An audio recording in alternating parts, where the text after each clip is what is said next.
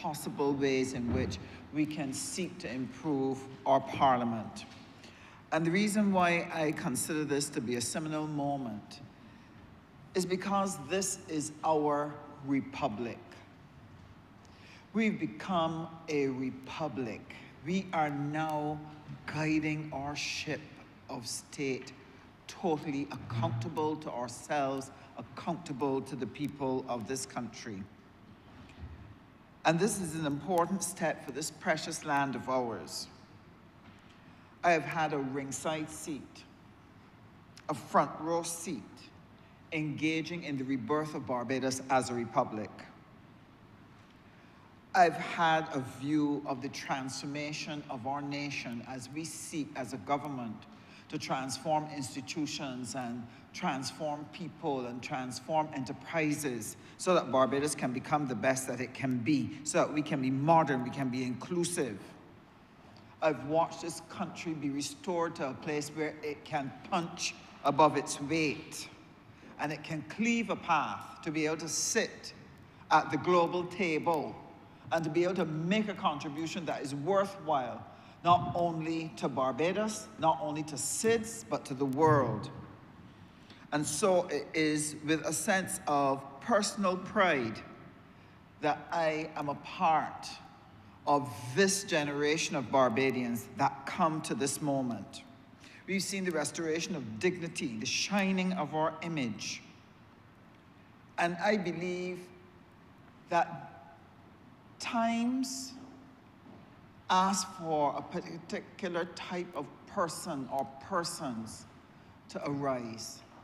And I sincerely believe, Mr. Speaker, that this group of parliamentarians have come to office for such a time as this. These are some of the most challenging times that we have experienced.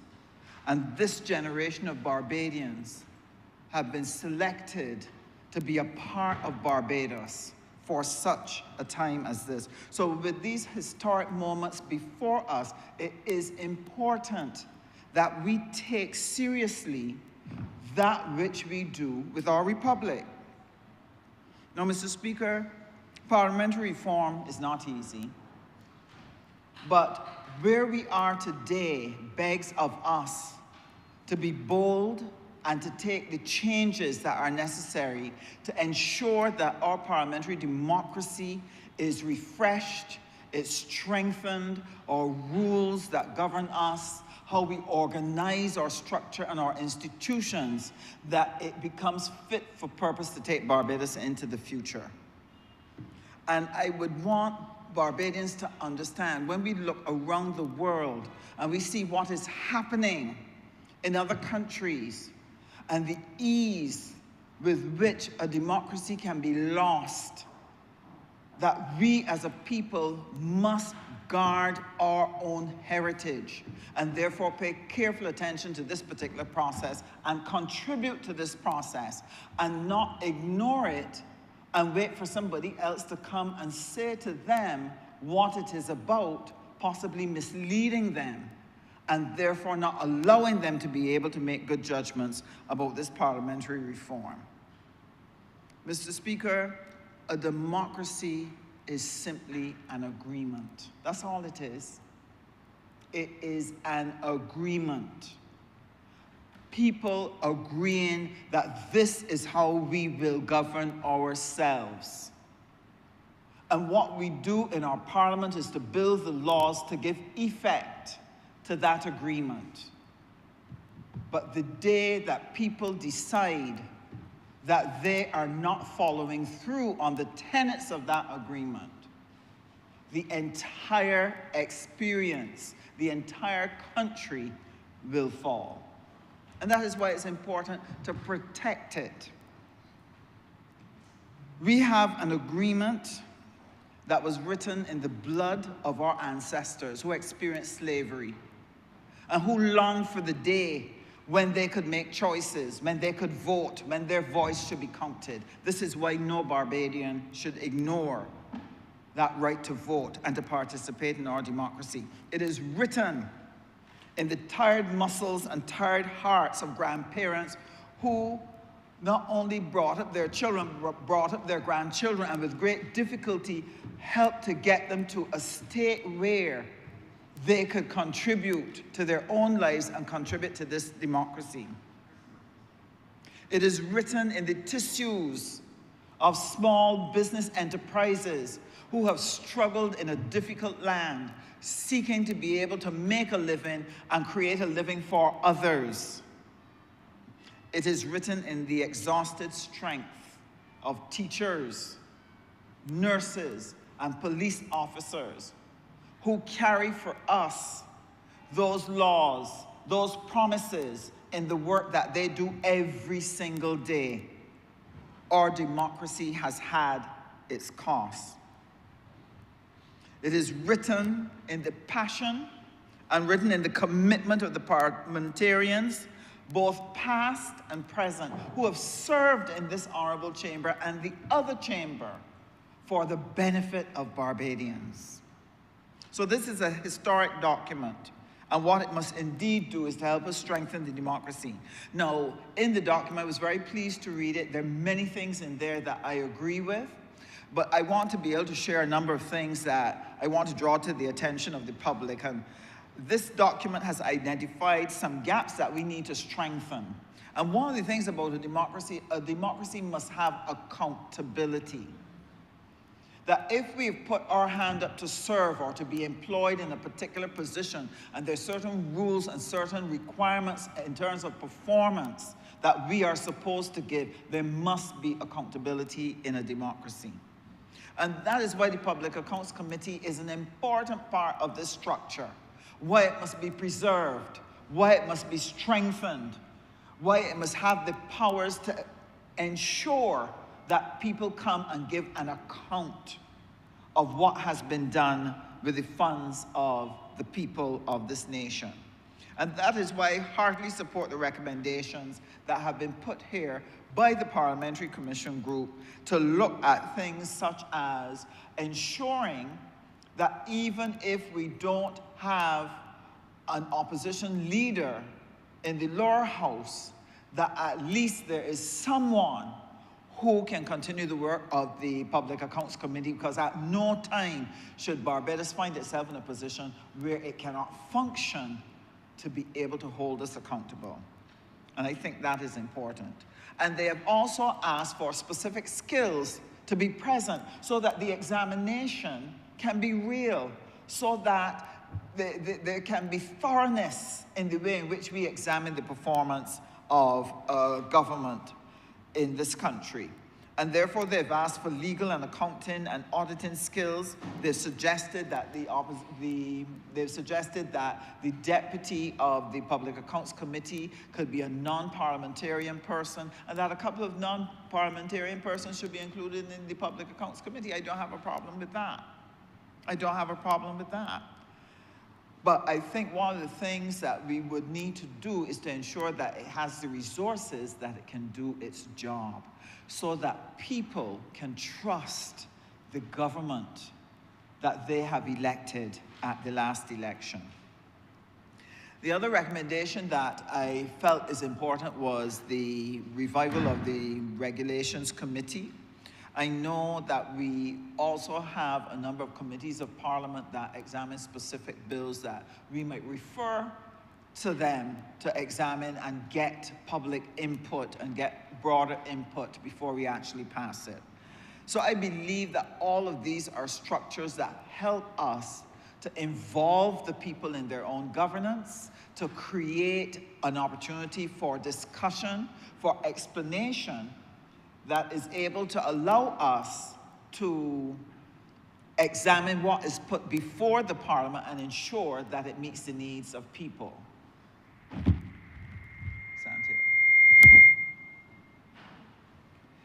Now, there's something that is very dear to my heart as part of this structure, and it is the question time. Especially in a situation where we have 30 Love.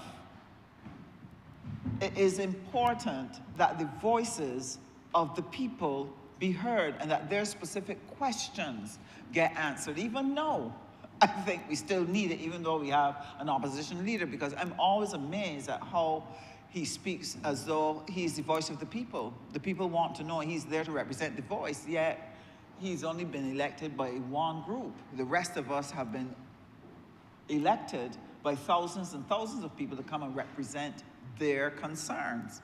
And therefore, I would anticipate that what we share and how we decide that it is reflective of what is the will of the people.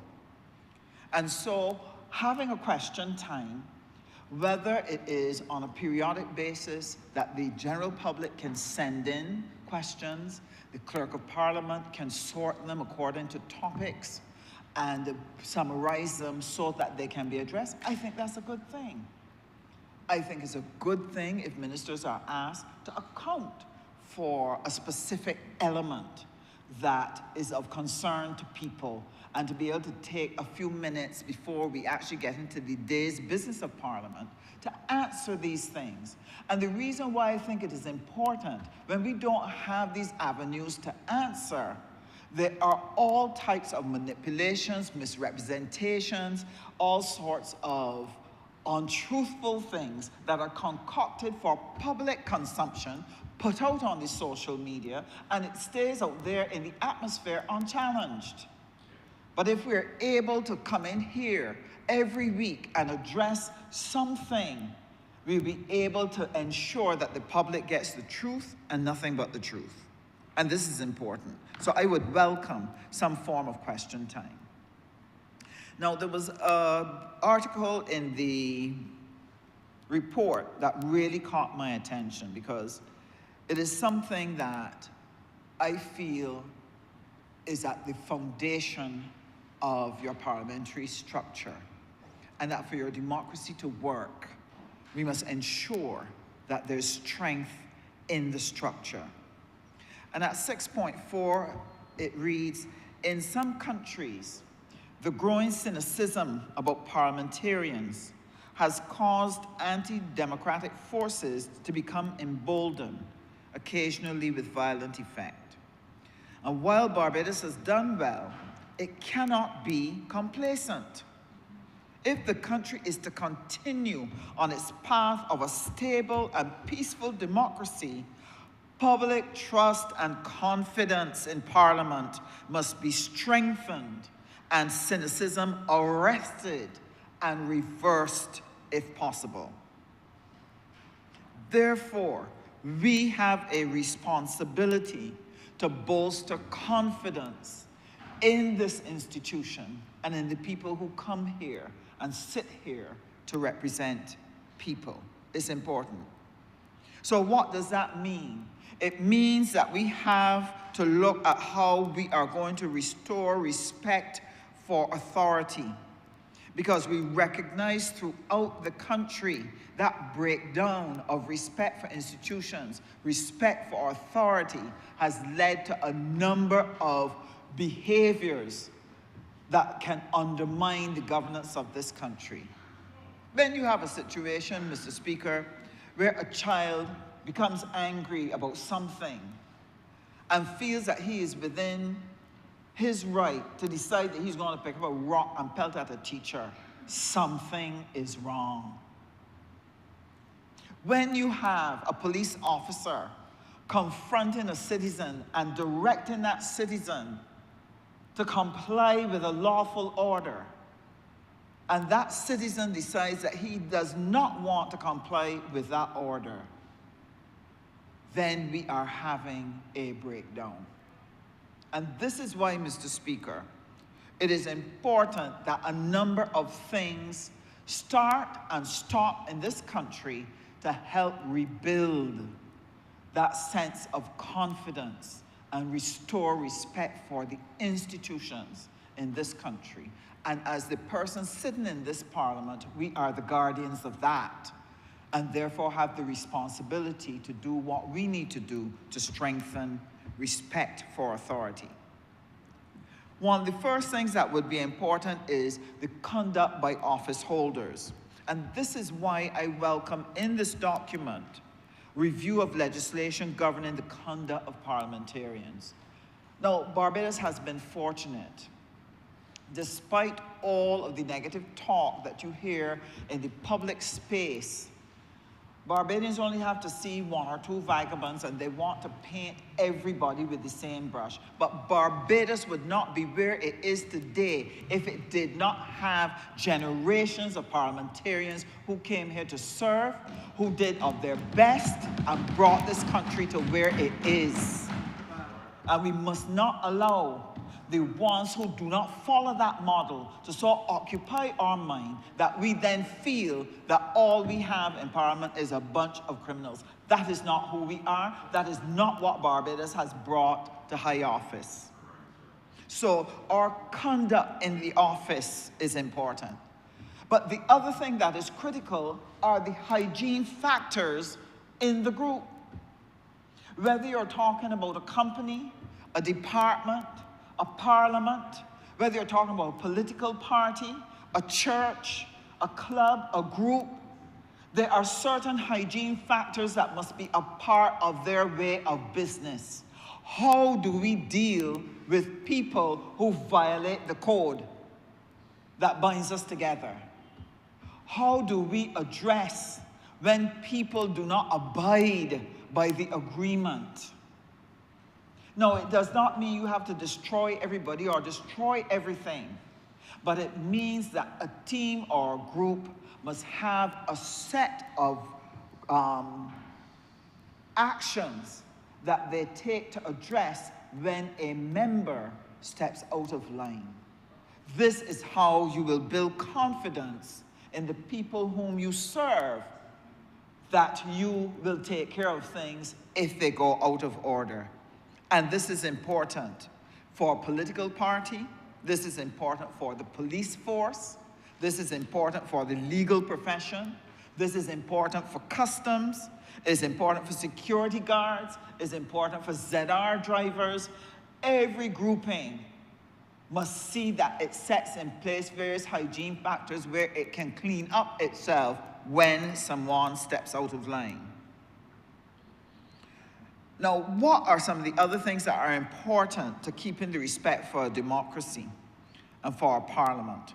In societies, sir, whether they're simple, basic societies, or if they are the most sophisticated, they recognize that there must be symbols that demonstrate the power of the agreement which we have made concerning being a democracy. And so every society develops trappings, develop ways of dressing, ceremonial robes, certain things that they designate as being a part of a particular office. There are also specific benefits that accrue to the holders of that particular office, because you want to accord to them the highest possible consideration and regard, and we do so by the benefits we accord to them. We also look at how we treat them after they leave office, and I'll touch on that for a moment. When sometimes we, here in Barbados, because of the cynicism with parliamentarians in an effort to try to show the public that no, I'm not here for selfish reasons. No, I'm not here to get things. I am not here to advance myself. We often unconsciously contribute to the undermining of the office by refusing to treat the institution and treat the office holders in a particular way. And I'll raise three things. When I look at the state of State House, that needs renovations. When I look at government headquarters, it is painful. When you look at the Prime Minister's residence, and why is it that we have not prioritize making sure that these symbols, these national symbols of our country, of our republic, look up to date, up to mark, and well cared for.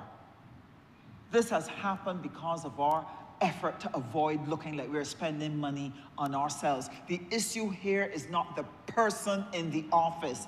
The point here is that the office must be upheld and the institution must be upheld.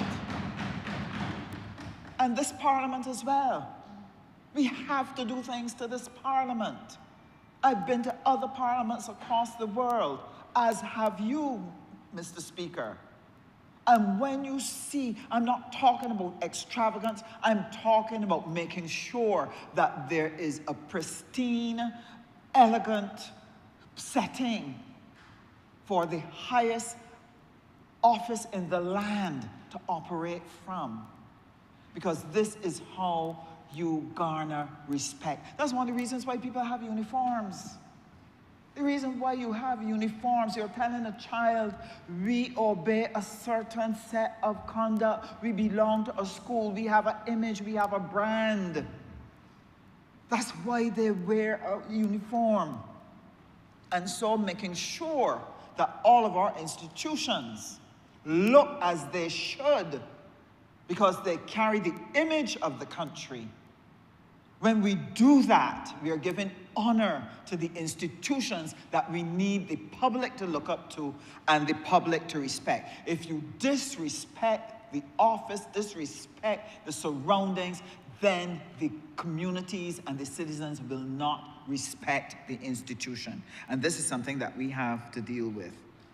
I know that there are situations where a number of prime ministers have, refused to take honors or refused to have something done in their name or refused to accept a benefit in their effort to demonstrate that they're not there for selfish reasons. But personally, and this is my personal view, I do not agree with that. One of the things that hurt me deeply was when the late Sir Erskine Sandiford, Lloyd Erskine Sandiford, was out of office. He was one of the few prime ministers we had that lived, did not die in office. He should have had a vehicle, a driver, someone to help him do research. I know that we're now putting these things in, but we should never have allowed a situation where he did not have someone to drive him and to bring him in a proper vehicle. And I welcome the provisions in this parliamentary report that we need to redress these situations, and people ought not to refuse them, because you're not doing it for yourself, you're doing it to uphold the office. And this is another reason why we need to make sure that we capture the work of this parliament, capture the work of the parliamentarians in here. I see that the university has an excellent program called This Day in Bajan History. We should have something similar for this parliament. There's speeches that our people could learn from. There are things that young parliamentarians could benefit from hearing. How did that generation of our parliament deal with this situation? This is how we learn. We should have a program of continuously inviting our children and groups to come to Parliament so that they can understand how they are governed and how they can contribute to governance. This is important. But one of the things that really upsets me is that we have allowed people in this country to undermine and tear down institutions in their effort to get at people that they don't like, or in an effort to change a government, to persuade the public to embrace a different political party. And this is unfortunate. Why?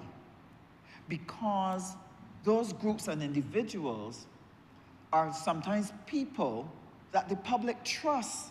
their judgment. So when you ask a question, when you raise an issue, they believe that you have done the necessary investigation and you have come up with the fact that there is a problem here. And what has happened across the country now is that you have the constant tearing down, the casting of aspersions on people, the speaking of opinions without any fact. And what this is doing is putting misinformation and misleading the people of the country. I believe that Barbadians deserve the truth. And just as in a court of law, Mr. Speaker, they not only deserve the truth, they deserve the whole truth and nothing but the truth.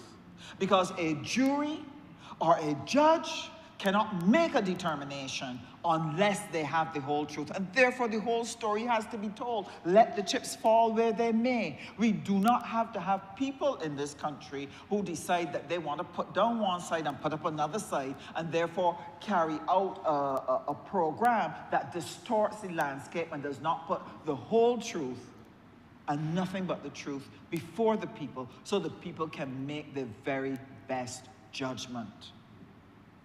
When they do that, they are saying that they know what is best for the people, and they will now manipulate the people to move in a particular way.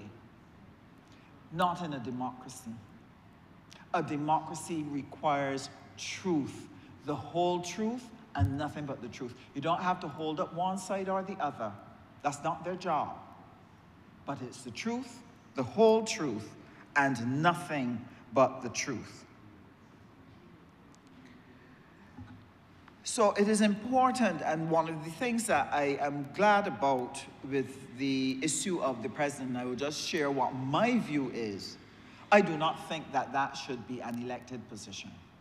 I agree with the view that to expose the president to election smears and people raising questions about them and their conduct and their this and their that and so on, I think is highly inappropriate, and therefore must stay out of that realm, so that when our president rises, when she attends a function, she is seen as a person of dignity, seen as a person who is the best representing Barbados at the very highest level, and not have all of those attacks on her coming from out of a political space.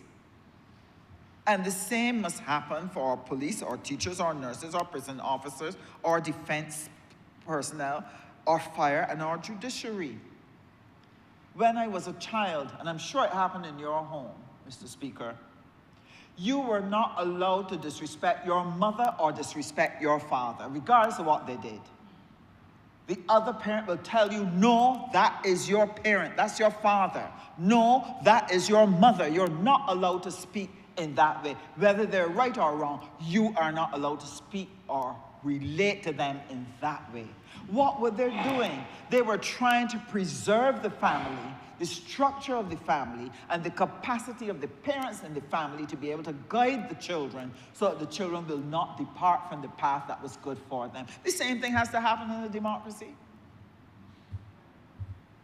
It does not mean you don't hold people accountable, but you cannot have the continuous pot shots, the continuous innuendos, the continuous manipulations, and painting everybody with a wide brush because you're suspicious of parliamentarians. So those hygiene factors are important, and those behaviors on the part of the citizens are important. And when things go wrong, let us deal with it and deal with it efficiently. Now, Mr. Speaker, we have to look at keeping a proper record of our journey. I, for one, would be glad if, for example, at UE Cave Hill, history students were given the task of chronicling the life and the sayings and speeches of parliamentarians. and that they're able to extract and pull from these things what is best about the Barbadian nature and the Barbadian spirit. And once we can begin to put these images in the face of our children, the images that people look at have an impact on them. If you go back to the biblical story of Jacob, who wanted to unfair his father-in-law, he made a deal with him, and in front of the animals, he put rods with rings and so on around it, so that as the animals drank and saw it every day, he said that it would affect what kind of young they produce. And Jacob was to get all the ones that had markings. And Jacob made himself rich doing that. But psychologists will tell us that children are like that. You cannot have children watching 20, 30 acts of violence every day and don't think you're going to get the outcome that we're getting now. So the question is, what are we putting before them? We have to be able to show them people of character, people of good repute, people with good morals and offering service to this country. And they should be able to find it in this parliament, in the lower house and the upper chamber. That is what we should be keeping before their eyes and other people in the community, so that they are inspired to be able to walk a path because they see other people walking that path and recognize that that path is more beneficial for them in the long run. And that's what we need to do. So these are some of the things we need. Thank you, Mr. Speaker. So I want to end by sharing with you that I am not only pleased to be a part of this group, but I am pleased to have the opportunity to connect with this parliamentary reform. There are many things in it that I think are going to be important for us.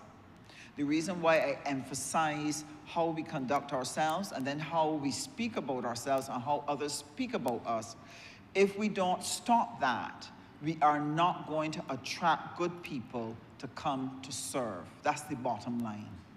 And what will happen after a while is that political parties will find themselves scraping the bottom of the barrel if they don't stop this constant tearing down of this institution, the House of Parliament, and the people who sit herein. We need to grow a new generation of parliamentarians, and I'm very pleased with the announcement of the newest senator that will be joining the upper house. We need to find more young Barbadians that we have inspired, that they want to help our democracy to stay strong. And I would want to encourage anyone who is interested in coming to public office to so do, but prepare yourself to be able to operate by the code of conduct which this bill here, this report is recommending for us. They have outlined for us a trident code. T for trustworthy, R for respectable, I for informed, D to be dutiful, E to be ethical, N to be noble, and T to be truthful. And if all of us can abide by this code, we will inspire the respect and admiration of our young, of our citizens. If we can do this, we will preserve the respect for our democracy, and we will be able to inculcate in Barbadians that their democracy is precious, and going out to vote for it, coming out to question laws and to input and make contributions to laws is a part of their responsibility. This is where we need to bring our people to. And I believe that we have a moment here in this renewal of our parliament to achieve this objective. I'm obliged to you, Mr. Speaker. Honourable Member for St. George North. Thank you, Mr. Speaker.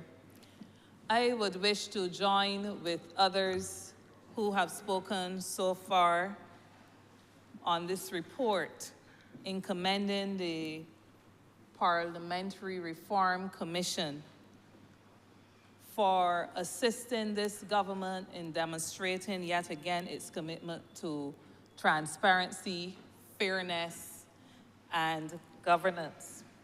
We learned that throughout the course of the Commission's work that it had some 13 private hearings, 10 public town hall meetings, 55 internal meetings, and a Zoom call for the diaspora. And of course, there was public viewership of the sessions.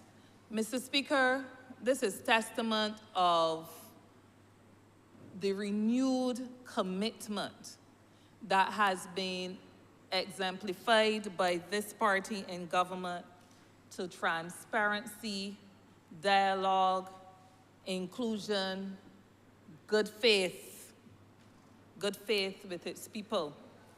Mr. Speaker, these are values that I believe the party which is in government are not unfamiliar with.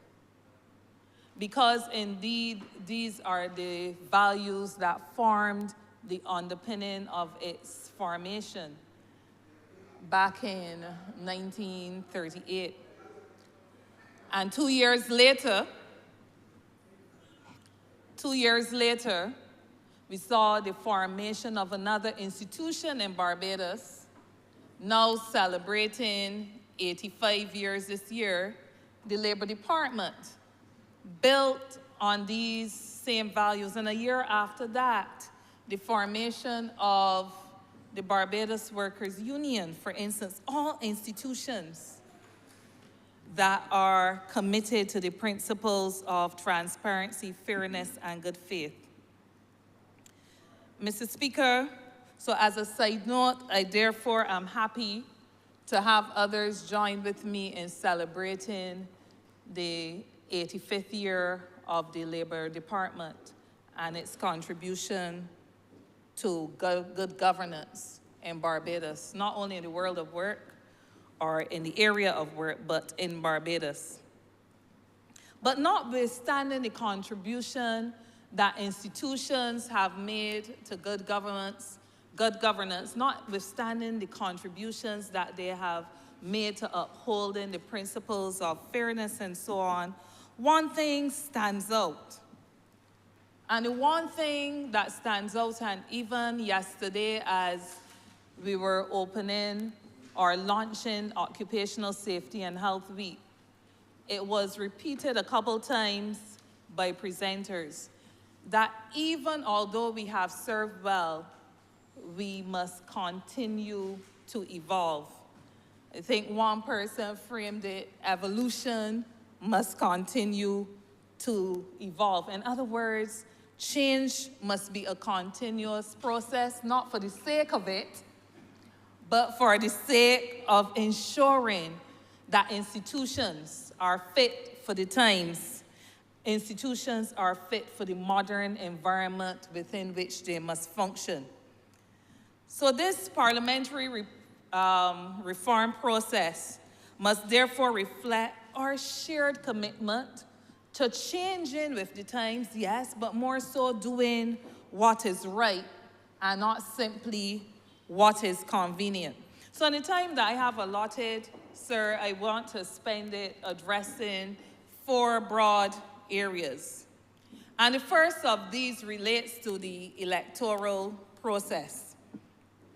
The report, sir, has taken note of concerns expressed by citizens across this country and the perception of some that the absence of an opposition creates a vacuum.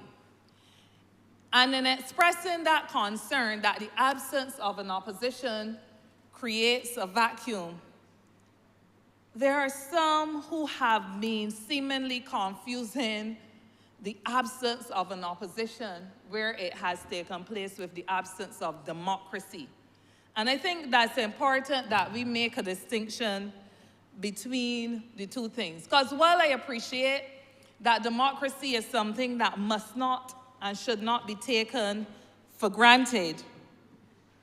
I don't think it is fair by any who make the comment, not based on real observation, that we live in a country today where democracy is at stake.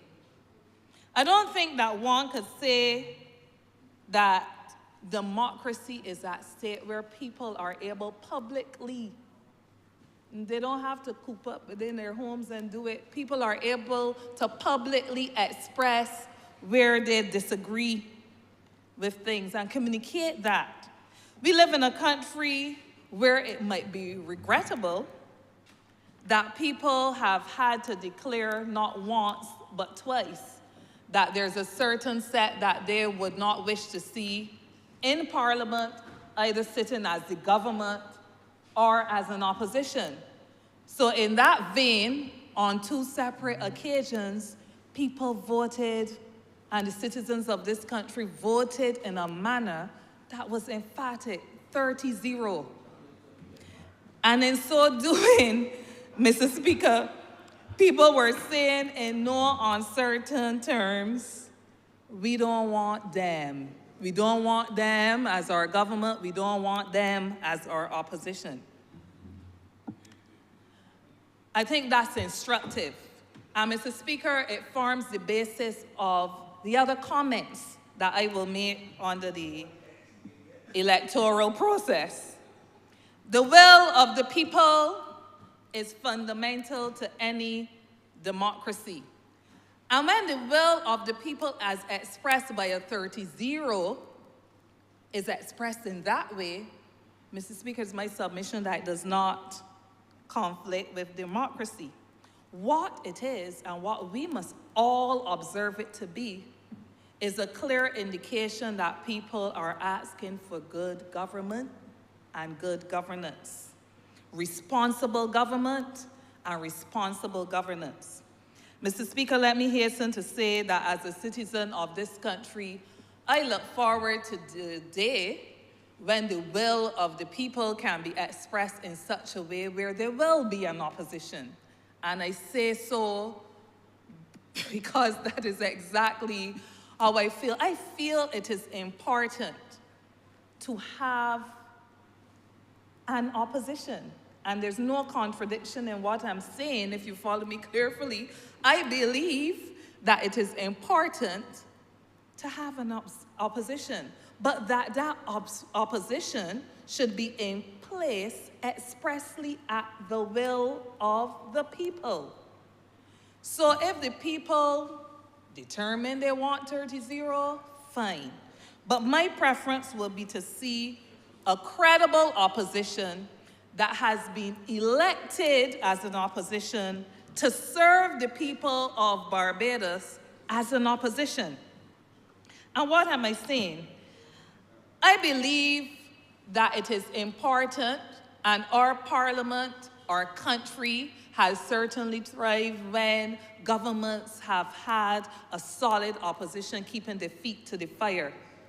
I believe that a government should not have to be forced to become its own conscience. But what I do not believe, sir, is that we should undermine the will of the people. And undermining the will of the people, in my view, is where the people's will was not exercised or expressed in a way where they elected you to serve in a particular capacity, but where, because of the failings of a system, people are allowed to force their way into positions that the electorate did not have for them at the time that they went to the polls.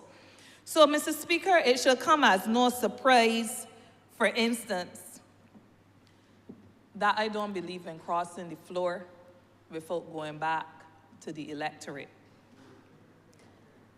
I believe, Mr. Speaker, that our parliament or our country is no better served when an opposition is self-created and allowed to cross the floor and is accommodated in doing so and suddenly operate, since everybody in here likes to use the Bible as a Pharaoh who never knew Joseph. And we see the consequences of that undermining action and what it could portend for parties and what it can portend for governance and not government, governance. Democracy is at stake, however, when there is pervading misinformation. Some others have referred to it as untruths. Some may even consider it as blatant lies, being trapped, warning people, cautioning people about authoritarian situations that do not exist, but indeed using authoritarian language and tactics to erode the trust that citizens have in the people that they have elected to lead them. The former speaker, the honorable member from St. James South, made reference to it. It contributes then to a growing cynicism that breeds distrust, and that distrust disconnects people from the system, the democratic system that is put in place to govern. Because when people become distrustful or mistrustful, what you have is people saying, I mean, all of them is the same. That's one of the responses.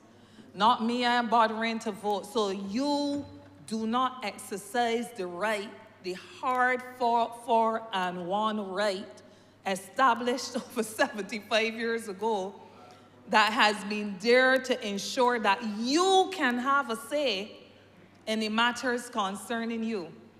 But these kind of tactics, framed in very strategic, let me put it, very strategic ways sometimes to prey on the minds on those who are not as analytical, and some who may fancy themselves to be but don't connect what it is intended to do.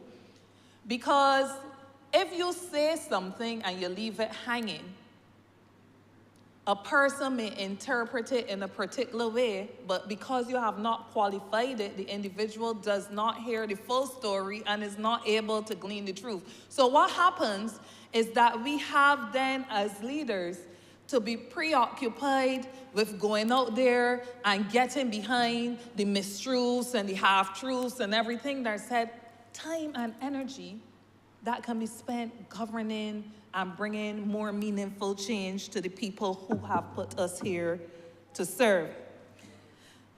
Mr. Speaker, sir, so I'm not supportive of crossing the floor without going back to the electorate. Anybody can decide today or tomorrow that they don't want to play on a team any longer. That is their right. But where people have determined and exercised the right to put us here, we must go back to those people to affirm or to reject. And that is my clear position. And similarly, sir, I make a comment on the report where it mentions the whole business of first past the post. I believe in first past the post. Not interested in any proportional representation. For the same reason, either the people want you or they don't want you. And if the people want you, you will win by majority. When the people reject you, they may even reject you by majority, as we have observed in a number of cases, including the last two elections, general elections that we had, and the last two by elections too, I dare say. So crossing the floor and first past the post are principles that I believe, and I support the view of the commission, therefore, and in its report, that these are not things that should be upheld unless, in the case of crossing the floor, some person gets to go back to the public, the electorate. Mr. Speaker, sir, The will of the people provides electoral legitimacy. And so my views regarding a subvention are therefore linked to those previous two views that I expressed. Because a subvention should only become applicable, Mr. Speaker, sir, where there's an electoral positioning. In other words, where people put you there, and where people are clear that they put you there with a particular political party or not. So electoral positioning should be the underpinning of a subvention and not political repositioning, crossing the floor, for instance. I could remain open to a system, moving off of that, because there ain't much to say about that. I could remain open to a system of national MPs. The report flags it. It was an important area for discussion. And I can remain open to a system that allows for national MPs. But I have reservations somewhat in that system because, as one who has said at least 3 times now in this presentation that the will of the people must be upheld, the system of national MPs could very well lead to people getting put in place that have not met with the favor of the electorate. Now, if it's a system where you're using single member and people go to the votes, national MPs go to the votes, face the electorate in the same way as other MPs, that would be fine. But some of the recommendations that have been put forward would still allow for if a party has a certain amount, but they have not reached the majority, for proportionality to come into play when MPs are being chosen, and that would be where I would see my reservation.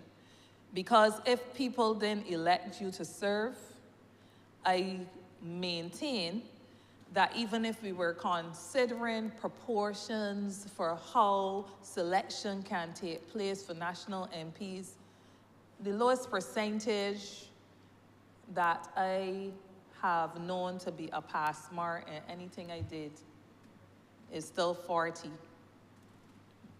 And that was in University UE. I think at the time they used to feel for some students who couldn't make the 50% pass mark, and UE had a C at one point, a C minus, I believe it was, at 40%. But when I was looking back through elections, the last few elections, Mr. Speaker, I realized that even if it was a 30% as a pass mark, that on the last few occasions, there was no opposition that met that mark. But I'm saying basically on the issue of national MPs, just to be clear on it, that it is something that can be supported, but I still believe that the will of the people must be recognized even in that process. I appreciate, well, the fact that there are certain offices, like if you hold the office of Prime Minister,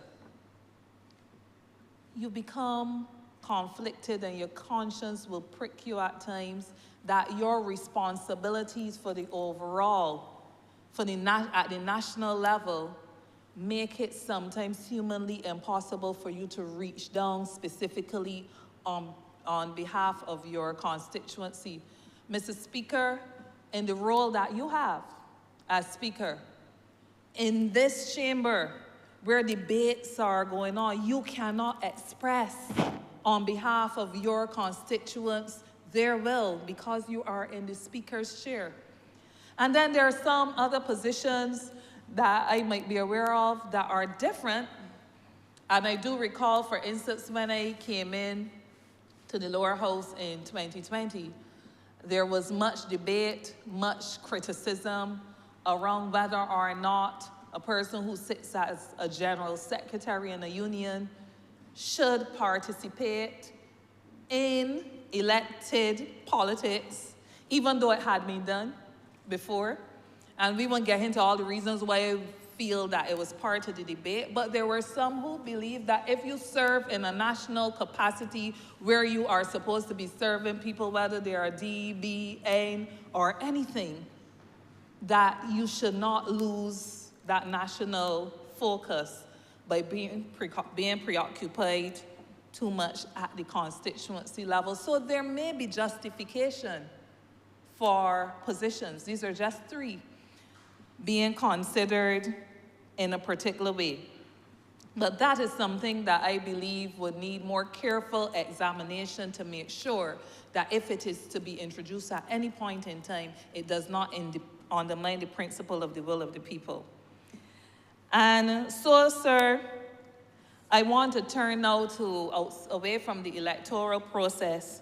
I want to turn to some other areas, 3 other areas where I would wish to give comment. And the second one relates to the pension and gratuity of parliamentarians. Sir, on a daily basis, I am one that is an advocate for people to have dignity in service and after service. So it should come as no surprise that I would want to join with fellow parliamentarians who have spoken previously and who have made the point that we must take care of our parliamentarians in different ways. But on the point of pensions, I want to state very clearly that I am in favor of the PRC proposals around pensions, gratuities, and retirement age. I believe that the reforms in this regard are long overdue. I welcome the clarity that pensions are not gifts from the state. And Parliament must now live by the same logic that workers have been upholding in the world of work, where reward must match contribution. I also am aware that parliamentarians could have a pension, therefore, for instance, from age 50. This was done at a time when in the private sector workers could have a pension from as early as 55. That age 50 was in place from then. 55 to 60, then increased to 65, then an increase to 67. So I don't think that if we are looking at upholding the principles of fairness and justice and parity and all of these things that are related, that it will be fitting to have the pensionable age for parliamentarians remain at age 50. So I wholeheartedly support the proposals for prorated gratuity and pension eligibility from age 60. But, sir, I should have made a point as well that age 50 for parliamentarians was in place at a time too, from a time too when government workers could put in their 33 1/3 and could retire, some of them as early as age 50, because if you enter the service at 17, for instance, or 18, you are for all intents and purposes retiring at age 50, 51, and so on. But while I appreciate the unique role of parliamentarians in the lower house as being self-employed, as being servants of the people, I can't support the age remaining at age 50. However, I do regard that there are some benefits and remunerative arrangements that must be beefed up to bring parity as well to parliamentarians. And I think, sir, of health insurance. This is also a benefit that on a daily, I will make it a point to try to secure for workers. And I do not believe that parliamentarians should be operating in an environment where they have to go and secure their own health plans, and that is one of the compensatory benefits that I think should be improved on by putting it in place either through a plan itself or some allowance that goes towards that for parliamentarians. I do believe, sir, that others have made the point that there are, and I think one of the speakers earlier this morning, can't remember who, sir, but the point was made, I think one of the speakers who has a practice as a surgeon was making the point that while you are serving, you cannot go and keep up with all the, you're not practicing, and you may very well find yourself, for instance, in a position where you have to go and recertify and these kinds of things. And so, in the same way that unemployment benefit is provided to workers, in the same way that workers may, if there's a restructuring of sorts, be entitled to a severance benefit. We can't call it these things if you are categorized as self-employed, but I feel in the interest of parity that there should be some kind of payment, whether you call it a resettlement or whatever you call it, that should be recognized to allow people the opportunity to transition, whether that would mean paying professional fees, whether it means something that can hold you over, like the unemployment benefit does for 6 months while you're looking to settle into other employment. I think that there is room for us to be discussing some remunerative considerations such as this, but I do not believe that it would be fair to keep parliamentarians' pensions at 50 when everybody else, soon from now, we will be at age 60. I'm not forgetting the upper chamber. Indeed, that's where I started in 2018, and I know it well. And I joined with those who've expressed on the report in stating that the stipend that is paid to senators is one which is woefully inadequate and one, therefore, which needs to be boosted. And I don't believe that I have to I don't have anything to add to what others have said in this regard, because the work in the Senate is no less valuable or tedious than it is in the lower house in terms of preparing your speeches, reading through all the pieces of legislation, cross-reading pieces of legislation, and so on. So I think enough said on that, and I think that the point was made very well before as well about the $2,550 that is paid to parliamentarians. Now, I heard a previous speaker make mention of the fact that sometimes you have to go and raise funds. I am one of those ones that can't raise no funds. I am one of those ones, maybe I could, but I wouldn't even try to raise funds. Because in another place, I'm frequently required to sit down across from people that will never be able to come back and look in my face or go behind my back and tell nobody they owe me or don't mind she as give her X or Y or Z. And mind you, I'm not asking for it for myself. And while I recognize that I will be asking for a contribution for other people, that's something I've been very wary of. So that when I have to look constituents in the face and tell them I can try, but I can't help you right now, I don't know what I hear happening in other places, but I know that $25.50 doesn't help me, and I know that I can't dig much deeper in my pockets than I do. So I understand when the honorable member from St. Michael's South Central was saying that there was someone who approached her asking her if she's rich, if you got money, because the expectation is that politics can be for somebody like me. Because if you don't got any money and you can't beg for none, you're really probably not in a good place. So the $25.50, even if it moves to the $5,000 that we heard about, that based on inflation it could be, would still be inadequate, but it would be a step in the right direction. The next area, the third area that I want to speak on quickly relates to youth participation and letting the next generation in. Mr. Speaker, sir, I'm a mother of a daughter.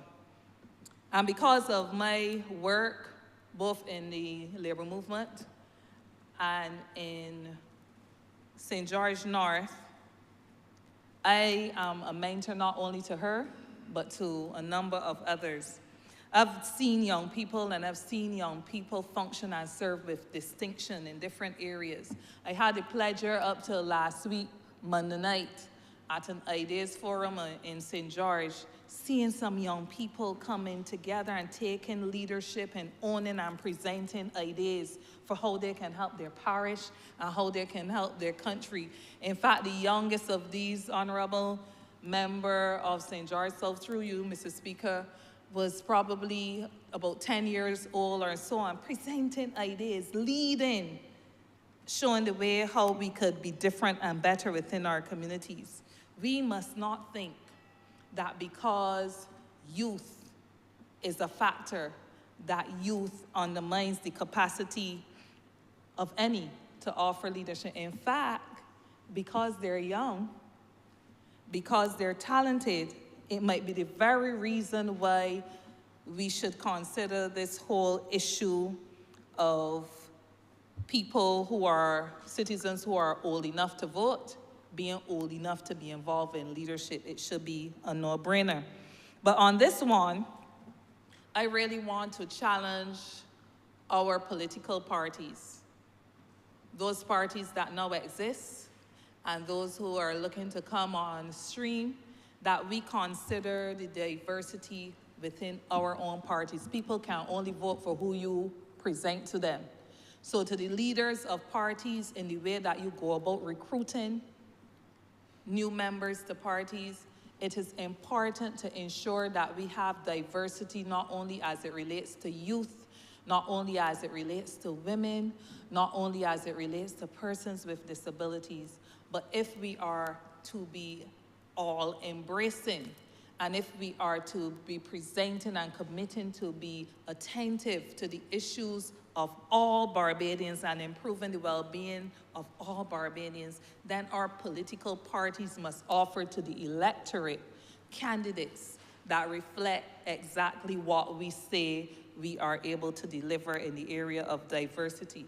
If you just sit with the young people that I sit with, you will know that they don't just want representation. They don't just want to be representatives. They want responsibility. And that is why I can join with the Honourable Member from St. James South in beaming with pride at the fact that the newest senator to the Parliament of Barbados is indeed among the youngest, if not the youngest, to have entered into the Senate chambers, or a young person who has not sought position, but a young person who has sought to serve. And I'm especially proud that I identified her, Mr. Speaker, 2 years ago and asked her to join my staff as well. So it gives me even greater pride that she can now be an advocate not only of workers, not only of youth, but she can have her voice added to those who contribute in the upper house. We must therefore support our young people. We must therefore more broadly support diversity. Finally, I would want to add my contribution on the role of the speaker from a perspective of fairness being at the helm. Just as in the labor movement, trust is built when leadership is recognized to be fair and impartial and seen as being above political games, and any other gimmicks. The role of speaker must be observed as such. And it is not only the point that I made previously in making reference to national MPs when I say that the role of speaker does not allow for that voice to carry within all areas of representation. But that aside, or building on that, the role of speaker must be seen and perceived as being fair and impartial. So the speaker, like any good mediator or conciliator, member for St. Peter, must be observed as being fair and impartial, and I therefore support the position of a speaker being appointed rather than being chosen from one of the elected members.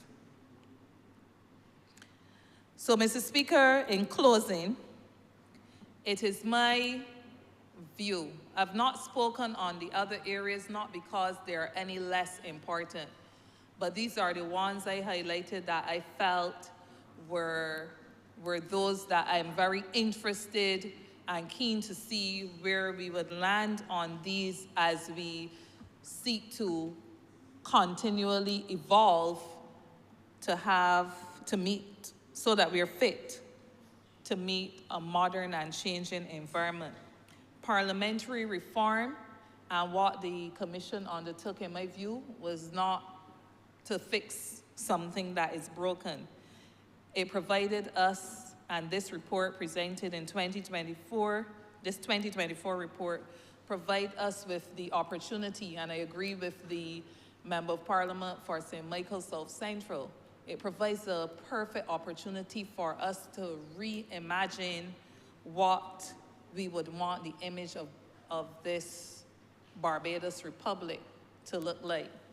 And in so reimagining it, it provides us with an opportunity to not see it as a full stop, even when aspects of the report are implemented, but to see it as a continual journey as we continue to become even better and more fit for the times. In this case, not as a government, but as the Parliament of Barbados. We are not just modernizing the procedures of Parliament.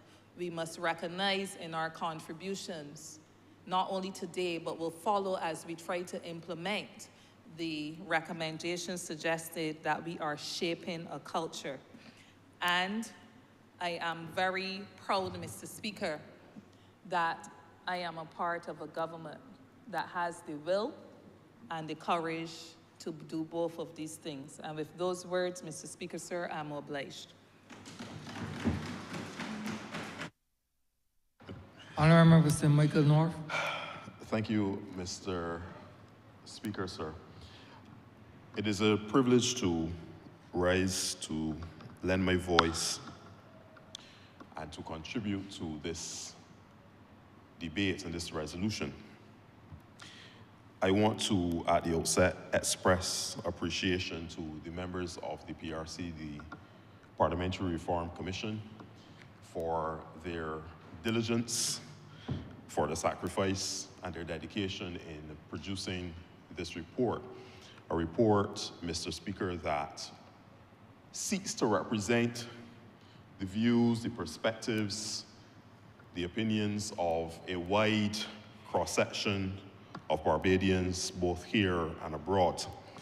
And in that regard, I think it is an exercise that is useful, instructive, and I think that it will be very beneficial as we continue on this process and this journey towards parliamentary reform.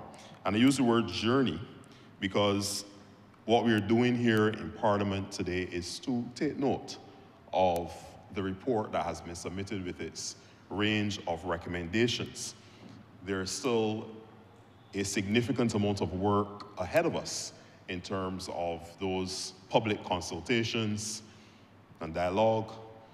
There's still a lot of work relative to the refining of these recommendations. The executive, of course, of the country will have to weigh in and make a determination as to the way forward relative to parliamentary reform, and then we go through the process then here again at Parliament.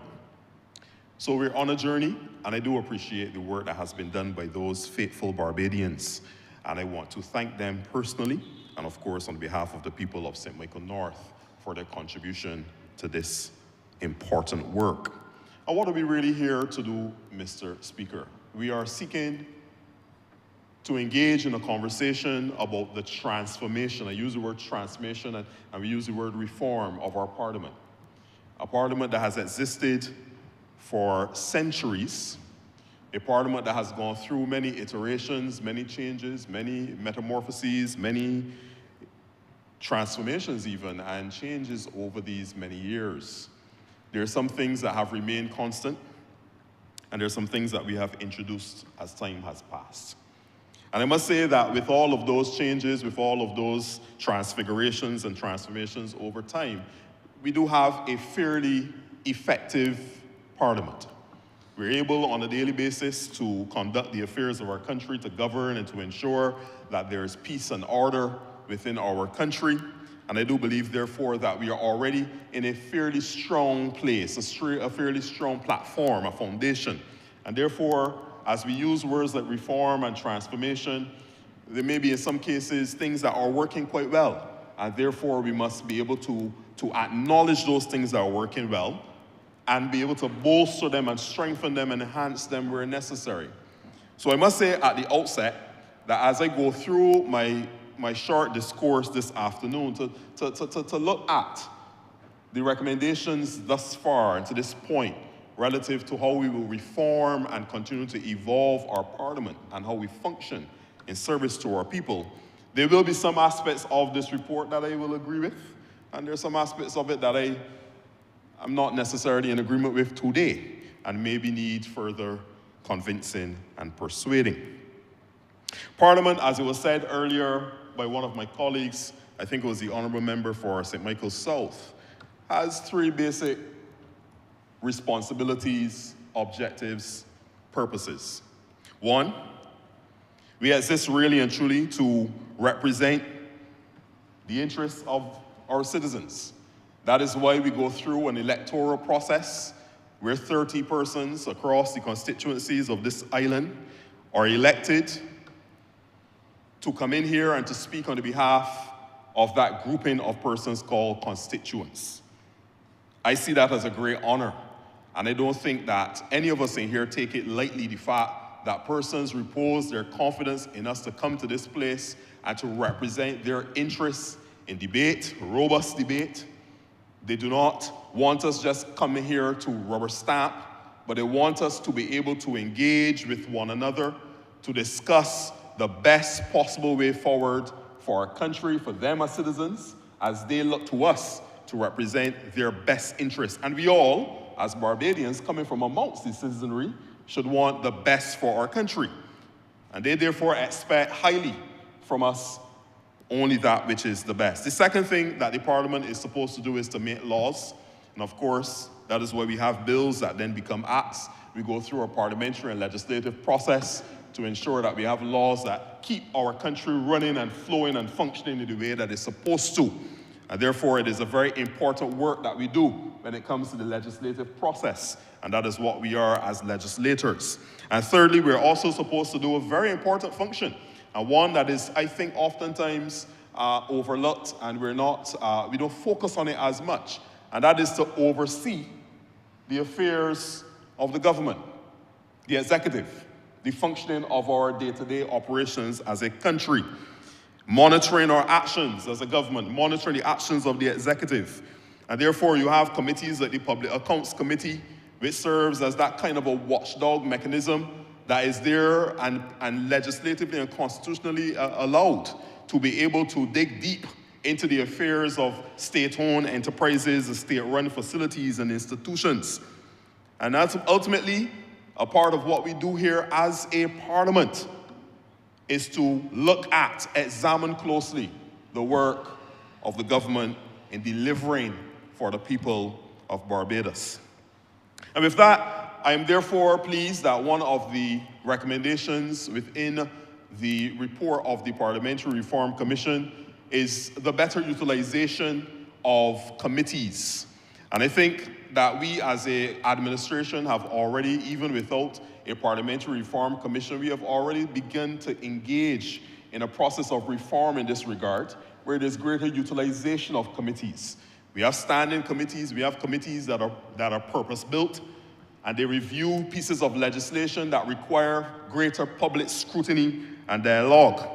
It allows us to be able to invite experts into the chambers of Parliament, where they can then lend their expertise, lend their voice, give their knowledge, share their experience to be able to help us to refine our bills, so that at the end of the day, what we're putting forward on the behalf of the people of Barbados is in their best interest. I applaud this effort that has already begun, and I believe that even as the Parliamentary Reform Commission has recommended the cementing, the establishment of these committees even further than they have been thus far, I am wholeheartedly in support of that as well, because it allows for robust dialogue. It allows us, because at the end of the day, the 30 persons who are in this place do not have all knowledge. We're not omniscient in any way, shape, or form.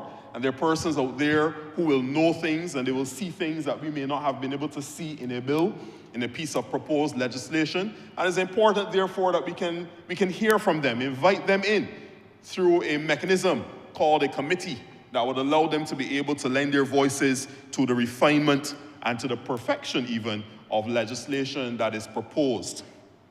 I also believe and support and agree that there should be a compensation review relative to the terms and conditions of members of Parliament and those who serve here in Parliament. Ultimately, Mr. Speaker, this is a job. It is a job that is very important. And as I say that, one of the things that troubles me, and Mr. Speaker, I crave your indulgence because I happen to be the youngest member of Parliament. I can't say anymore that I'm the newest member of Parliament because my honourable friend to my right is now the newest member who has been added to this chamber. But I am the youngest, and therefore my perspective on what we're doing here in this reform process may be slightly different from others. And even as I think about the compensation of what we do, I reflect on the fact that having been in this for 3 years, persons tend to have a very negative view of parliamentarians. They have a negative view of politicians. And I mean, there are some things that some politicians have done over time that may have contributed to that negative view and perception of what we do here. But as I look around this chamber, Mr. Speaker, sir, and I myself, from my own experience and my own desires, my sole intention upon coming into this thing called politics is to serve in the best interest of the people of Barbados, in particular the people of St. Michael North. I did not come into this thing for self-aggrandizement. I did not come into this exercise to promote my own opportunities and initiatives. This it has been for me a tremendous sacrifice of self, of life, of career, of all sorts of things. But I do it because I believe that I have a calling to be able to lend my voice and, of course, all of my efforts and my energies towards improving the lot of those with whom I have or for whom I have responsibility, in particular the people of St. Michael North and even beyond. So I know that that is the same for my colleagues. And therefore, the idea that persons just write us off and say, oh, y'all are the same and different things like that, I shudder when I hear these concepts because I know that we sacrifice, we give up our best, we get up every single day in the best interest of our people, of our citizens, and of our country. And we have done what many others before us have done, which is to make that sacrifice, to move the needle forward, to drive our country towards and to stay on a path of progress, advancement, and development. And had it not been for several members of Parliament over the many decades who have sought to carry our nation forward, I do not know where Barbados would be today. So therefore, I think, Mr. Speaker, when it comes to this responsibility that we hold as members of Parliament, I think not only for ourselves, we need to take pride in that, but I believe and I want to encourage the people of our country as well to understand and appreciate that this is a work of love. It is a sacrifice, yes, but we're doing it because there's a group of people within this chamber who want to see our country to become the best that it can be. So there needs to be a compensation review. And I believe like any other job that it needs to go through the normal channels of evaluation. A job evaluation exercise needs to be done to take a look at what it is that we do on a daily basis as members of Parliament. What is it that we do? What are the responsibilities that we bear? And therefore come up with a compensation package that is commensurate with the responsibilities that we carry, with the jobs with the role that we carry and that we hold. I believe that that is important. I think that it is just a natural course of action if we want to speak about compensation. I also believe and support, Mr. Speaker, sir, the introduction of the death claim benefit, that if a person were to pass while in office, that there is a death benefit that can be put at the disposal of those that person leaves behind in terms of family, spouse, children, etc., etc. I want to speak very quickly on a number of areas where I support, and in some cases where there are recommendations that I will make that can strengthen this conversation and this dialogue as it continues to advance. As it relates to the structure of the Senate, Mr. Speaker, I am in favor, first and foremost, of a bicameral approach to our governance, continued bicameral approach to our government. I believe that this has worked well for us as the time has unfolded, and I believe that it will continue to serve us well. But I believe that in the Senate, we need to continue to hold spaces for major groups so that it can continue to be reflective and representative of our society even as it evolves, even as it continues to progress and develop. I believe that they should be representative relative to the youth, the elderly, persons with disabilities, of course our unions representing labor. I believe that we also should continue and remain fixed to that religious and spiritual representation as well. Those from capital, business persons should be represented there. But I believe that we should also have, especially when we look at some of the challenges that we have in our society, I believe that we need to broaden this to include persons who represent the family and represent other social and community institutions like social clubs and different things like that. We can look at social workers, for example. We can look at counselors, whether it be counseling, psychologists, etc. We can look at persons with that type of a background, and of course, we can even look at somebody who's a community activist. And these are persons that I believe that should have a voice at the table, and I would even say a fixed space at the table where they can come and sit in our Senate and speak on the behalf of these groups. And I believe also that there should be a space that is dedicated to the area of education as well. Persons who can speak relative to how legislation is going to impact as we think and reflect upon education, not thinking just about that academic exercise between 0 to 18 or thereabout, but of course thinking about education. What do we want to see in our citizens? How do we want our people and a culture to develop and to unfold? Moving on, I believe and I agree that there should be a code of conduct for members of parliament, those who exist within this space. I support that wholeheartedly. The acronym that is being used for that is TRIDENT: trustworthy, respectable, informed, dutiful, ethical, noble, and truthful. I believe that these are good watchwords that should govern, and I believe they already do govern, but the establishment and the installation of such a code of conduct is one that I definitely do support. What I would say here is that the parliamentary reform conversation that we are having now must go further to ensure that there are appropriate and effective sanctions that are in place when the code of conduct is breached. So it's not enough to say that there must be a code of conduct, but we want to ensure that we develop in this conversation what those robust sanctions will be to ensure that we can hold our people to account as they come into this place in service to our people. And Mr. Speaker, sir, I believe that in doing that we can go a long way in supporting what we're trying to do here, which is to build accountability into our system and into our structures. I want to move quickly on to the youth, a focus on the youth. And I start with the Youth Parliament.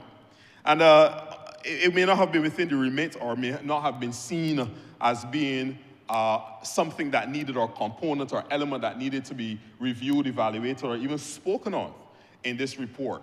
But there was no mention at all of the Youth Parliament. Now, it currently sits within the Ministry of Youth, Sports, and Community Empowerment, and that is fine. But I believe, and I would want to suggest that maybe there is a need at this point in our development for there to be a greater connection between the Parliament of Barbados and the Youth Parliament of Barbados. I have found, Mr. Speaker, sir, I have found that there is a natural flow when it comes to the Youth Parliament and what it is that we're doing here. And we're seeking to train these persons in parliamentary process and procedure. In many cases, some of them that go into that exercise, they don't have a clear plan as to where they want to go. But even as they go through it, they may begin to grow in their love for service, public service. And I believe that there should be a stronger linkage that is made between the existing Youth Parliament and the current Parliament so that that could be a clear channel and a clear funnel where we can see some of our young people being trained in that regard. And not only that, do I think that it will create a space where they can then grow in their interest for parliamentary procedure and even to become parliamentarians someday, I believe that it can give them even a stronger grounding in the area of civics. I want to speak relative to one of the recommendations, which is a reduction in the minimum age for eligibility to enter this honorable house. I support, Mr. Speaker, sir, the reduction to the age of 18, on the premise that if a person is at 18, is allowed to be able to have a say in the selection of persons to enter this house, I believe that, in fairly speaking, that they should also have the opportunity to be able to come into these hallowed chambers as well.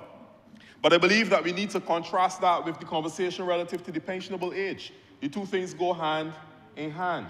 We can't say that we want to encourage youth participation in Parliament.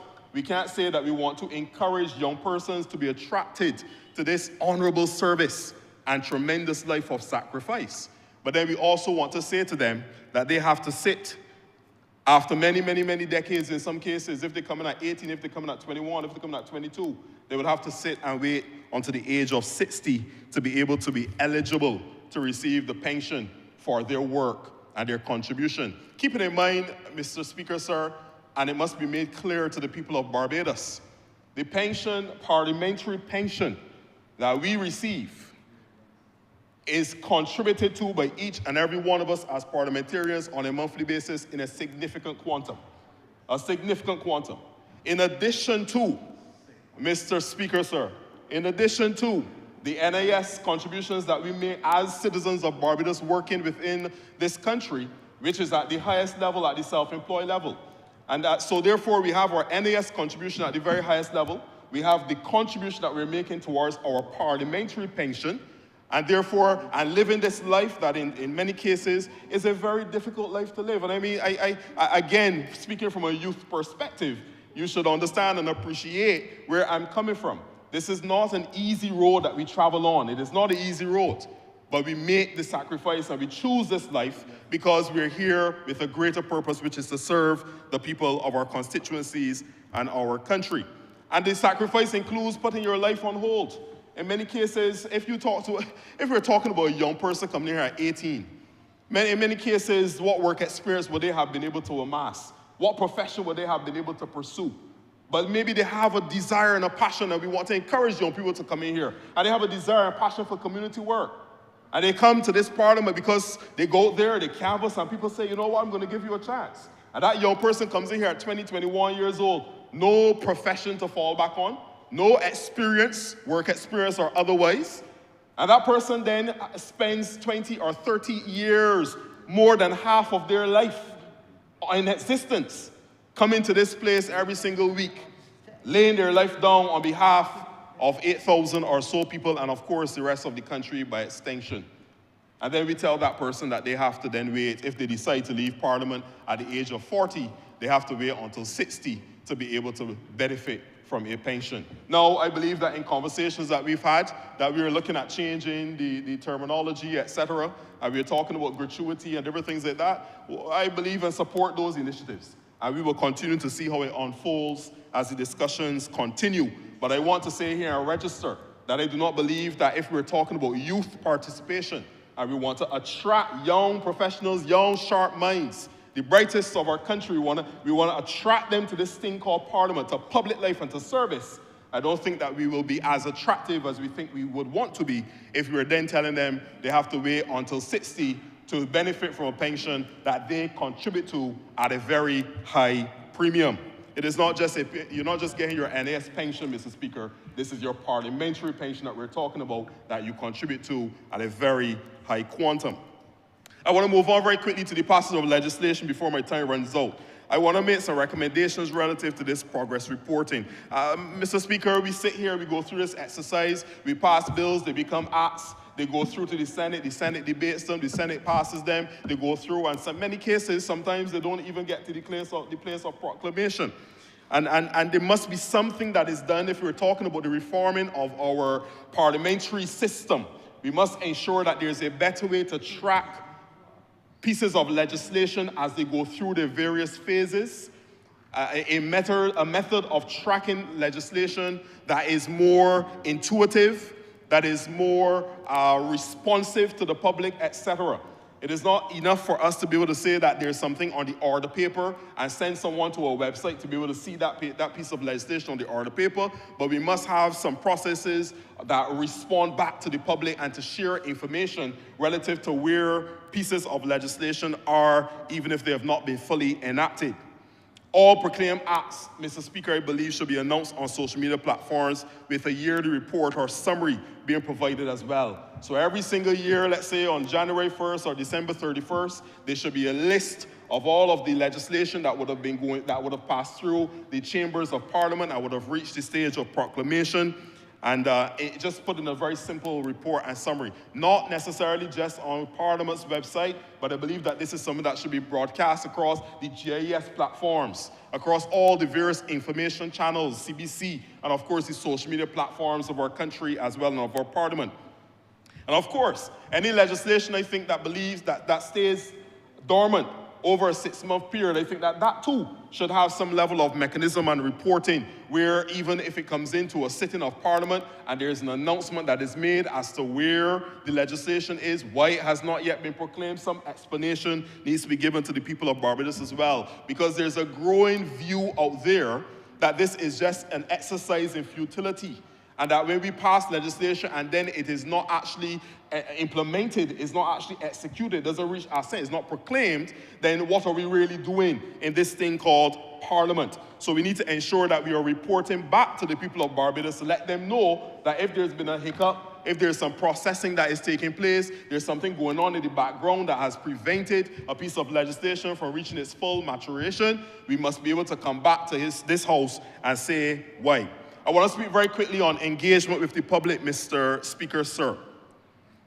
I believe that this house needs to be filled with every sitting.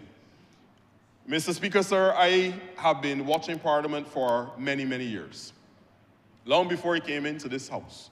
And because I had an interest in this exercise, I believe it's a very important work that is done here. And I remember, Mr. Speaker, sir, seeing the chairs and benches of Parliament being filled with people, not just for budget debates, but in regular sittings, regular conversations, regular bills being passed and debated. And Mr. Speaker, I believe that there now needs to be an effort, an intentional, deliberate effort on the really and truly by the parliamentary team here, the employees of Parliament, to be able to drive a level of interest in Parliament again. There are many schools, school children, there are many different groups. It may be that we invite persons that are some way specific to the bill or piece of legislation that's being debated on that day. That is fine. But I think that every single sitting of this honorable house should have a mandatory audience. I believe that we should invite, because I believe that there's a need for education relative to what we do here. And I therefore think that there should be a deliberate and intentional effort by the team in Parliament to be able to reach out and invite groups to ensure that these seats are filled. Not just because we want to see people in this space, but I think that there's a civic responsibility. I believe that there's a training and educational exercise and benefit to doing something like that. And I think that public engagement is low and it needs to be uplifted. I believe that there needs to be a social media thrust as well when it comes to Parliament and its affairs. There's a recommendation by the PRC that there be the engagement of a communications officer. I believe a communications and social media officer is important. I believe that that person needs to drive engagement online. We continue to talk about Parliament's website, which is a very good website, and I applaud those who are responsible for its upkeep and its maintenance.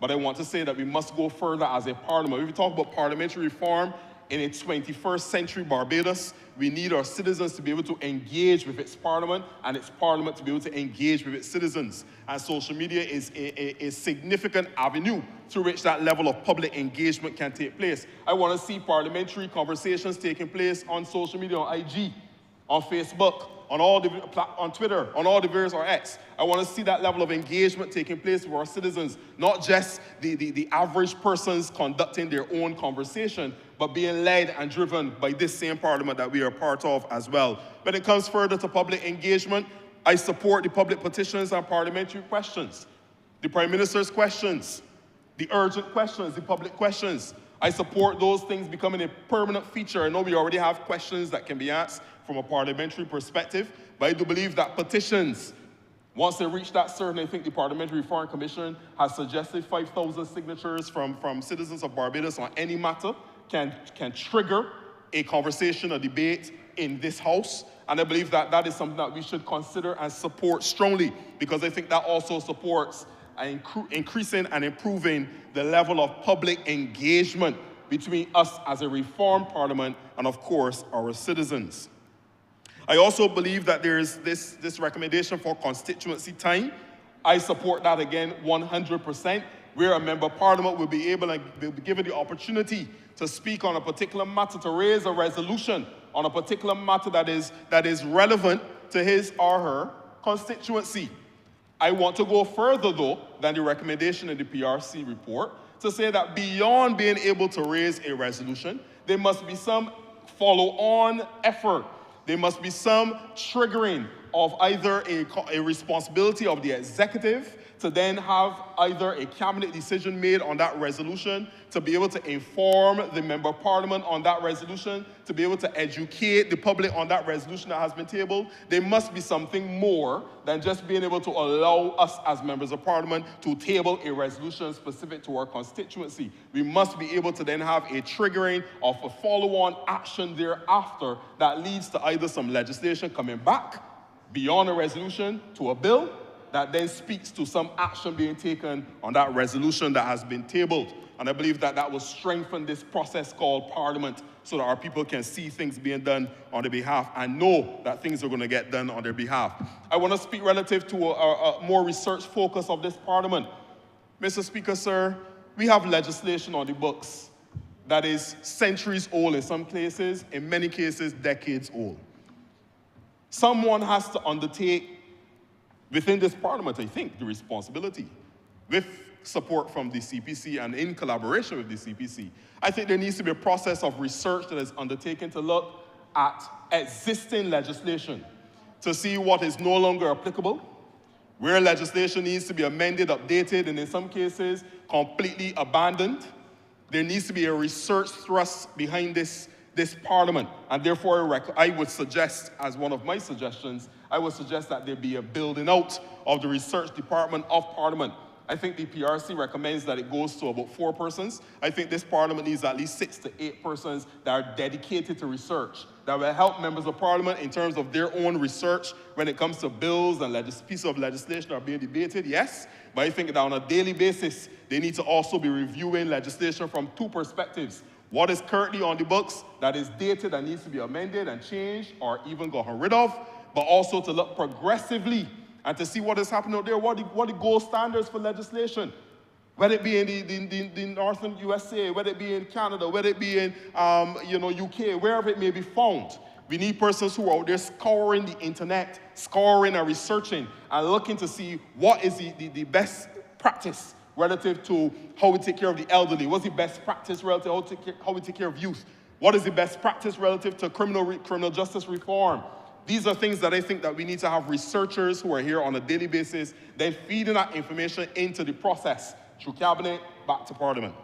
So I believe that there should be a heavier research focus. I want to speak quickly relative Honourable member has 2 more minutes.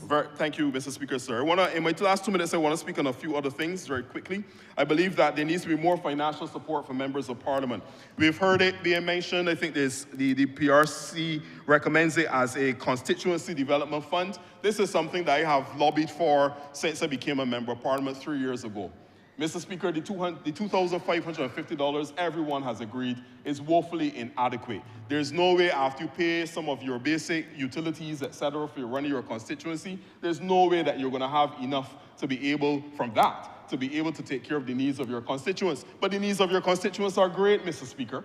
And therefore, it calls for, again, significant personal sacrifice by every person in this chamber to then pull from their own personal financial resources to meet those various needs that come their way.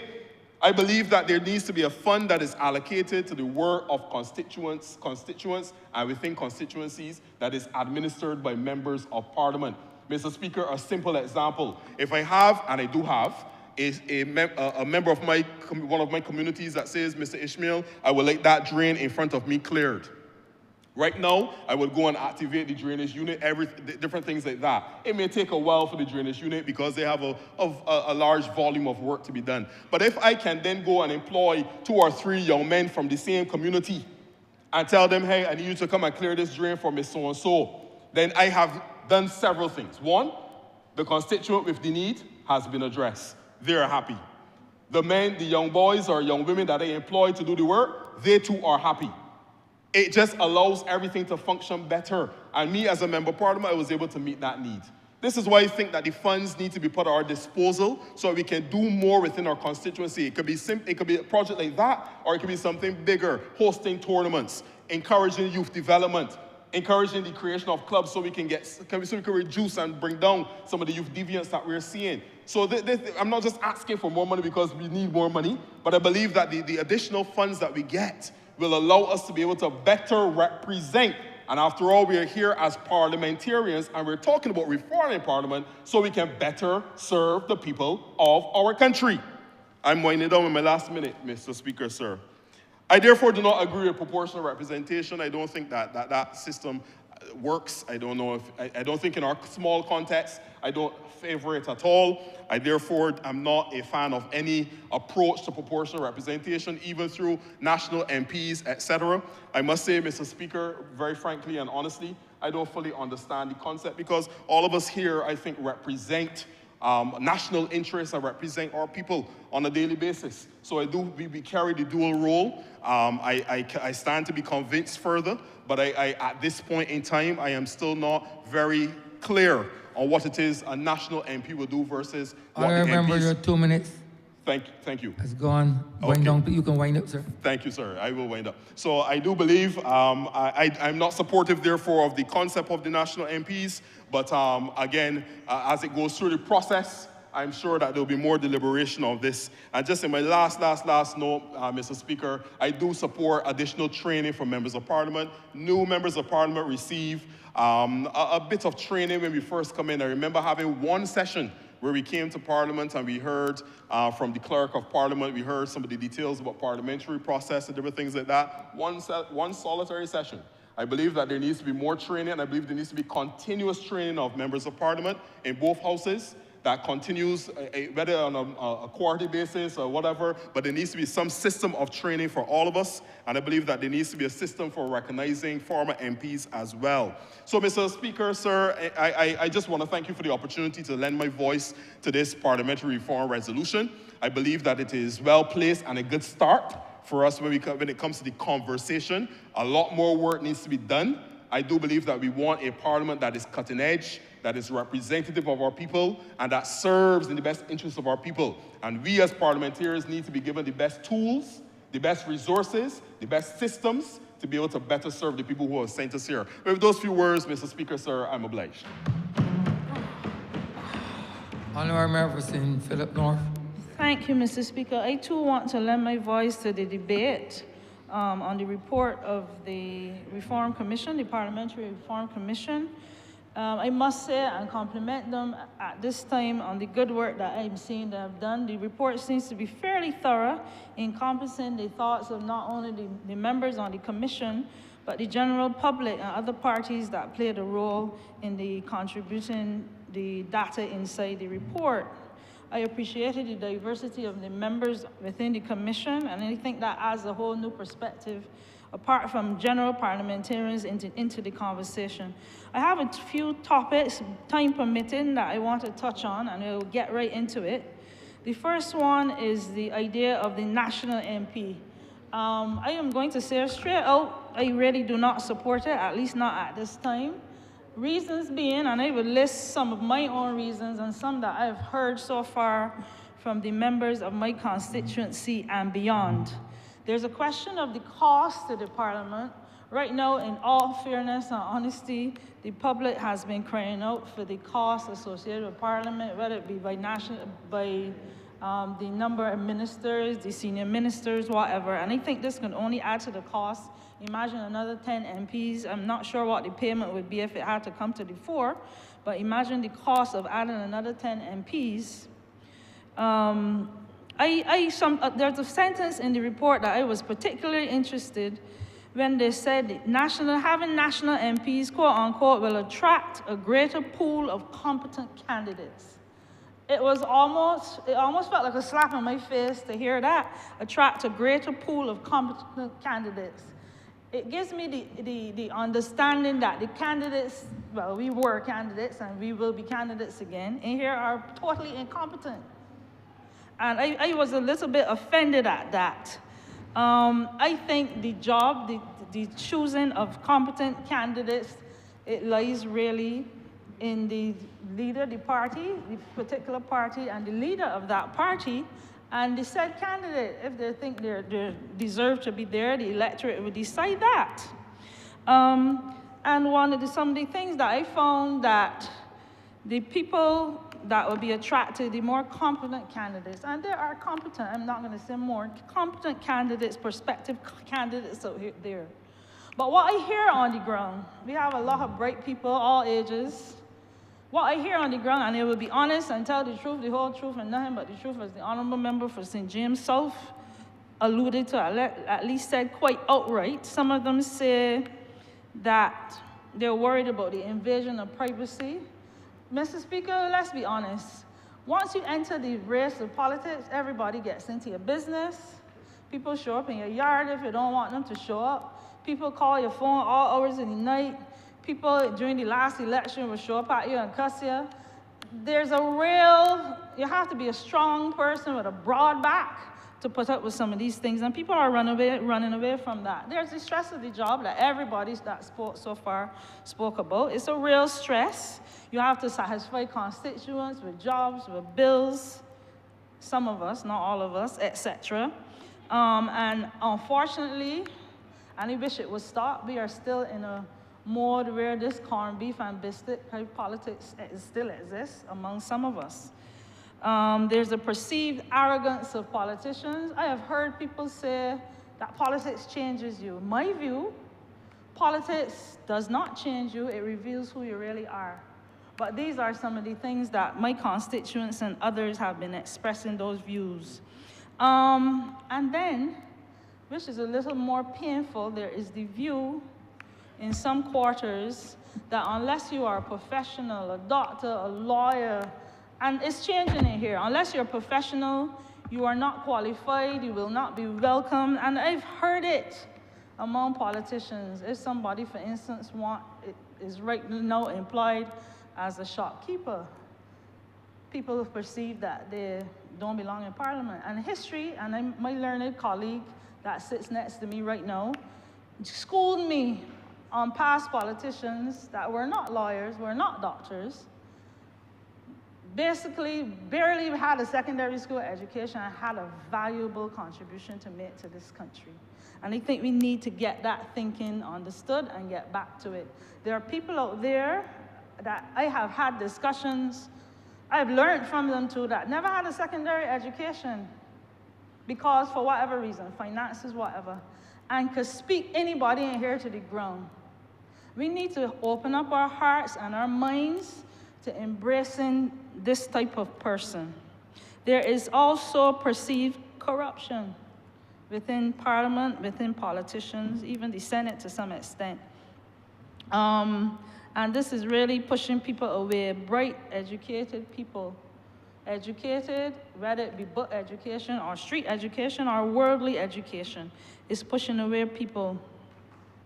And in my opinion, lastly, there is a perception in the public, I'm not saying all, that regardless of what they say, all of the politicians are the same, all parties are the same, and regardless of what contributions they make, at the end of the day, the government will do what it wants to do. And that is really a factor that is pushing away people more than you can think.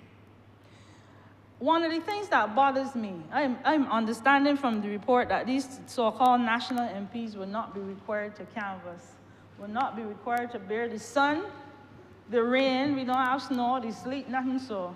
Will not be required to face the dogs at the gates if the gate is open and you run. Will not be required. One member in here said that last election he was chased with a Collins. And then, and to be honest, and we heard it not so long ago in here, Mr. Speaker, when one of the members got up and was basically, I would say, angry. One of my colleague backbenchers got up and expressed an opinion that people can walk in as ministers without having to face the electorate. And this breeds contempt within a party, whether we like to admit it or not. And there are those, I'm not going to say of us, because it makes not a lot of difference to me. There are those of us who feel slighted if you are here for so long and somebody comes in from nowhere, apparently nowhere, and walks into the Senate and gets a position as minister. And these are things that I am very conscious of. I am understanding what the regular MPs will be relegated to: street lights, roadworks, garbage collection, dealing with wells and drainage. Mr. Speaker, come on. There was conversation on the, what's it called? Local governments.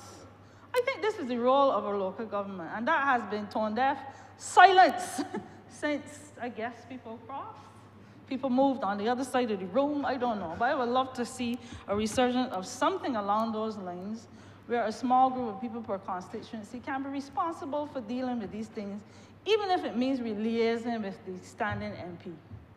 Right now, our PAs and CAs, God bless them, have been doing a lot, at least mine have, doing a lot of these things. And it almost is insulting that we're looked at as, well, we could be looked at as not really fit for Parliament, not really fit for legislation, where other people, independent or government related or whoever, can just walk in and decide, I'm dealing with the hierarchy of the country, and leave us there as, I don't know, the hired help. I don't know what else to call it. But I really want to suggest that we relook or continue to look at local governments. The other thing I want to speak on is retirement age. I get the idea that a few of us, last speaker included, has a little issue with that. I don't. In fact, I will be honest here, when that conversation came up, I think 1.5 years or 2 years ago, with respect to increasing the retirement age for the average civil servant or John Public, I was one, if not the only one, that suggested I think that we as members of Parliament need to do the same as a show of good faith. It can't be fair that we ask other members of the society that they won't get their pension until they're 67, going 68, and we walk in here, spend 2 terms, which means 8 years in most cases, and qualify for a pension, whether we contribute or not. And I will segue here into the age of candidacy.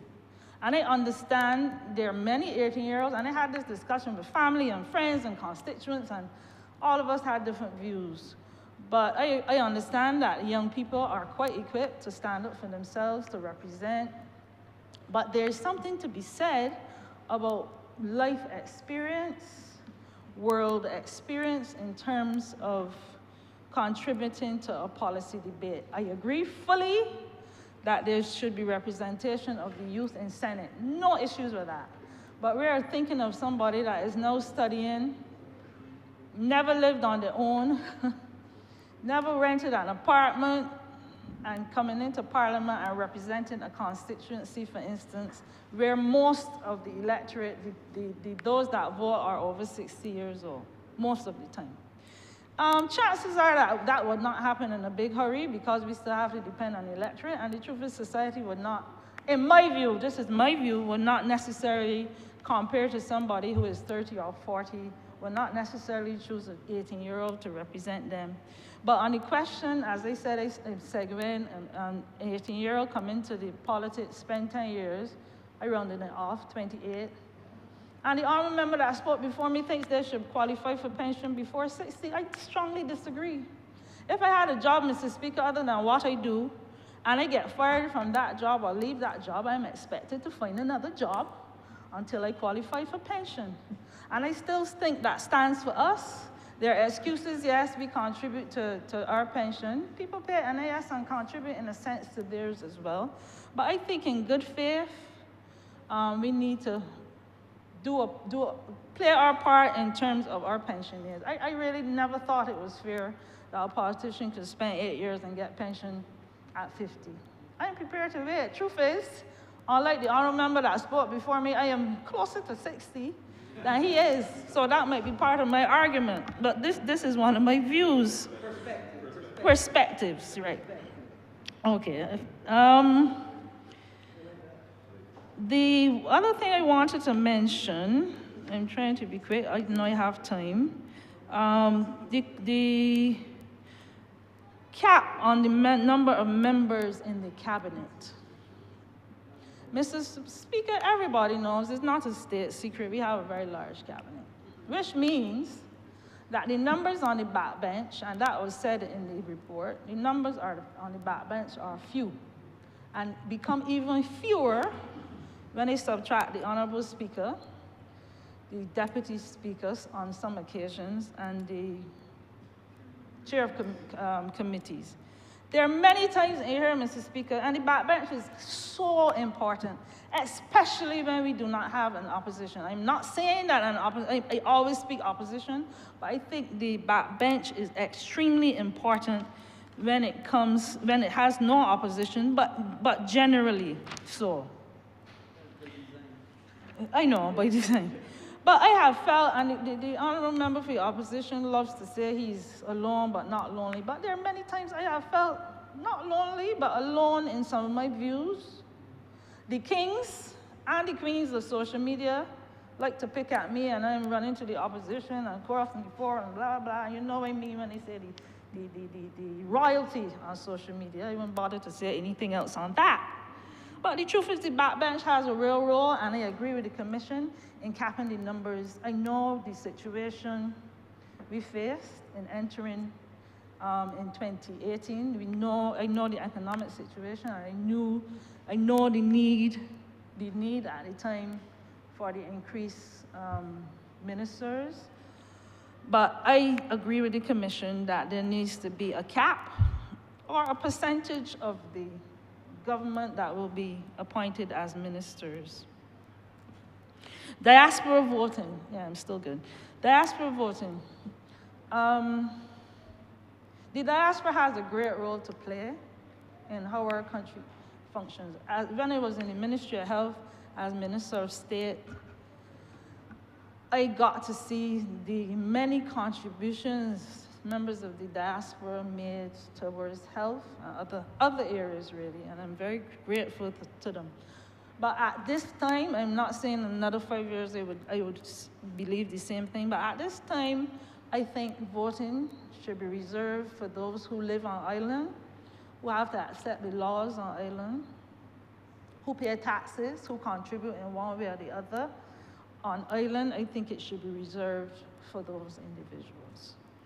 My humble opinion. So at this time, I really can't agree with it. Lowering of the, code of conduct, that struck me. It was almost pleasantly surprised to see. And the one area that struck me was the area on the subheading on sexual harassment policy. 2016, when they started canvassing in politics, and before then, in my job, in my constituency, I had a displeasure on many occasions, doctor-client privileges, on hearing members, particularly women and a few gentlemen, giving me stories of what they were subjected to or asked to do in the name of getting a job, a house, hamper, money for the children. And I think that is an extremely important part of this report. It needs to happen. It needs to happen not only between the elected members, the MPs, and the constituency. It needs to happen between colleagues, between members of parliament and staff. It needs to happen. This is extremely important, and I'm still hearing complaints, and it is very disturbing. People need to know that they have the protection of the government in coming forward and laying their accusations and facing an investigative process. Whether it's true or not, it needs to happen. It is important, including, as I said, including in here, and I know of what I speak. Crossing of the floor. I read the report, and I'm going to be careful because by tomorrow morning, the newspaper will have that I'm crossing the floor. Let me make that clear, I'm not crossing any floor. But I feel, well, yeah, I am on the other side, but I'm with good company. I feel that if a member who was elected in a party, at some point in his tenure in Parliament, his or her, their philosophy, position, beliefs no longer align with the sitting party, they have the right to cross, my beliefs. However, to some extent, I agree with having to call a by-election so that the members in the constituency who have voted for you have the chance to decide if they still want you or not. That being said, at some point, even if that by-election is not called, the constituents have an opportunity to do so when elections are called constitutionally. But I still feel, and I've discussed this many times, and all kind of opinions out there, but my personal belief is no problems with crossing, but let the electorate decide at some point whether it be a by-election, and they will have the opportunity at an election. So those are my main topics. I'm looking to see if I forgot anything, which invariably I will. Those are my main topics I wanted to bring here today. There's a lot. Most of the commission report I have agreed with.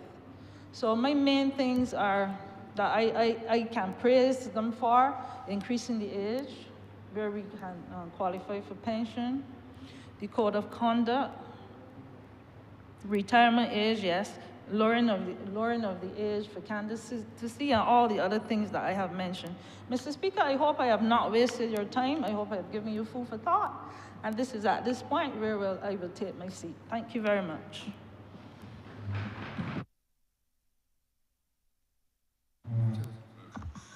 Oh, sorry. Thank you. Please, seniority. Honourable Member St. James North. Respect. Thank you, my brother. Mr. Speaker, I rise to lend my voice to this very important debate, particularly focused on the reform of our parliament. But before I enter into my contribution, let me use the time to pay homage to the service as given by the Honourable Member for St. Thomas in her capacity as Deputy Speaker, and also to commend the election of the Honourable Member for St. Michael Northwest on his election to the position of Deputy Speaker. Now, at this time, I want to commend the Commission, who would have done significant work in bringing us here in the context of this report. Of course, it is not the government's report, but I want to frame my contribution in the context of reform. Not just reform of the Parliament, but certainly over the last 7 years, Mr. Speaker, since this administration has come to lead the affairs of our country. It set out on a mission to transform and to reform many of the institutions we have been used to. At a time when the world continues to change at pace. And in so doing, the Parliament must be a reflection of that change so as to ensure not only that it is fit for purpose, but it can treat to the challenges and equally the opportunities that lie ahead in the context of, one, representing our constituents, two, the passing of laws for our country, but three, charting a vision forward for Barbados. And this reform also takes place at a time when the administration, not just in the context, as I said, of the parliamentary reform, but we've come to office as a government being cognizant of the fact that if we're to keep pace with the rest of the world, which, as I said, is changing at a rapid pace, the societal structures we have, and in particular the institutions that support these structures, the economy that we have, must also take shape in the context of reform and transformation. And it is at that point, therefore, that I see this reform of Parliament and this debate being a significant one, bearing in mind that it comes almost 400 years to the day when this country, of course, the British would have come. And of course, at that time, it wasn't for good intentions. But here we are today, 400 years on, in the third oldest parliament within the Commonwealth, now being able to chart our own affairs on behalf of our citizens in our country and to determine the way forward, in my view, for the next few decades and certainly for the next 400. And therefore, today's debate presents the opportunity for us, particularly as a republic, to ask ourselves, where will we be within the next decade, or 2, or 3, or 4, or 5 of governance in Barbados? And I place it like that because as we move forward as a nation, pretty much on the eve of our 60th anniversary of independence, going into our 4th year as a republic, how do we frame out the future of Barbados, underscored by a continued robust democracy, anchored by a parliament, being cognizant of its past, but mindful of its future, and therefore presenting to the public of Barbados a parliament in which they can be proud, they can continue to have significant confidence, and that the rest of the region and the rest of the world can look to Barbados as a model, not just of democracy, but as a beacon of inspiration and virtue. And therefore,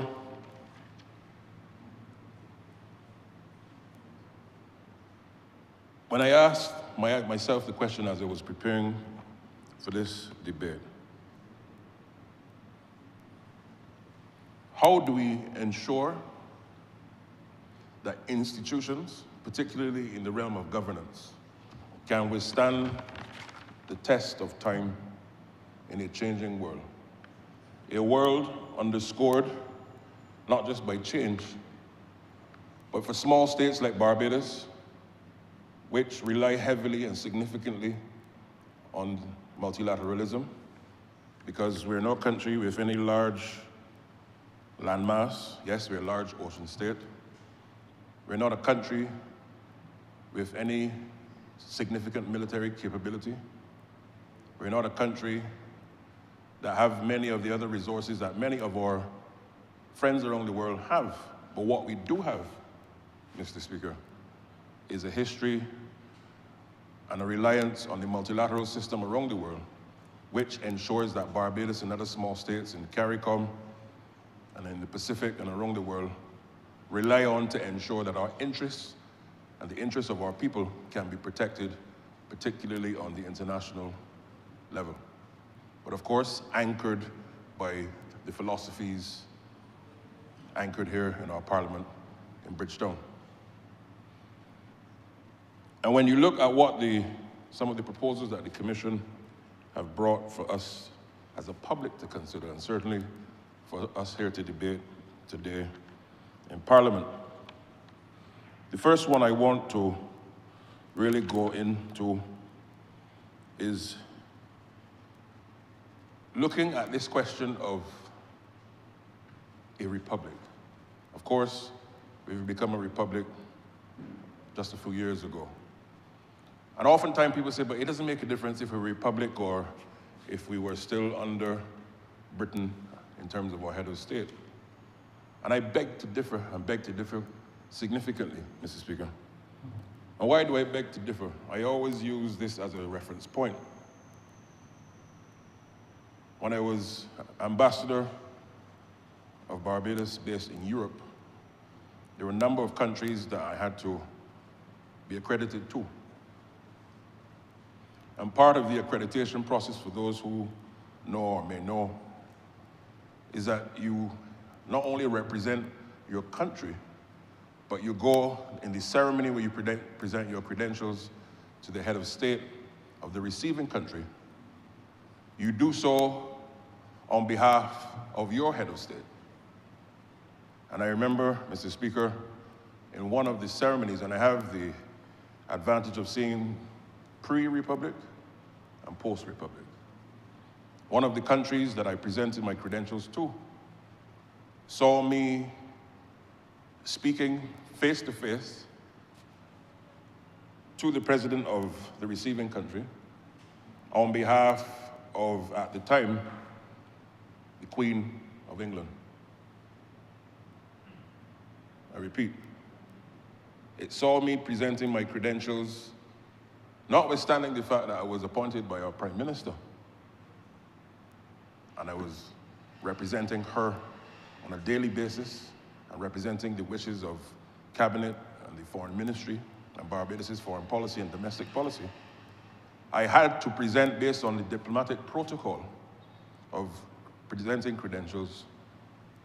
I had to present on behalf of the Queen of England.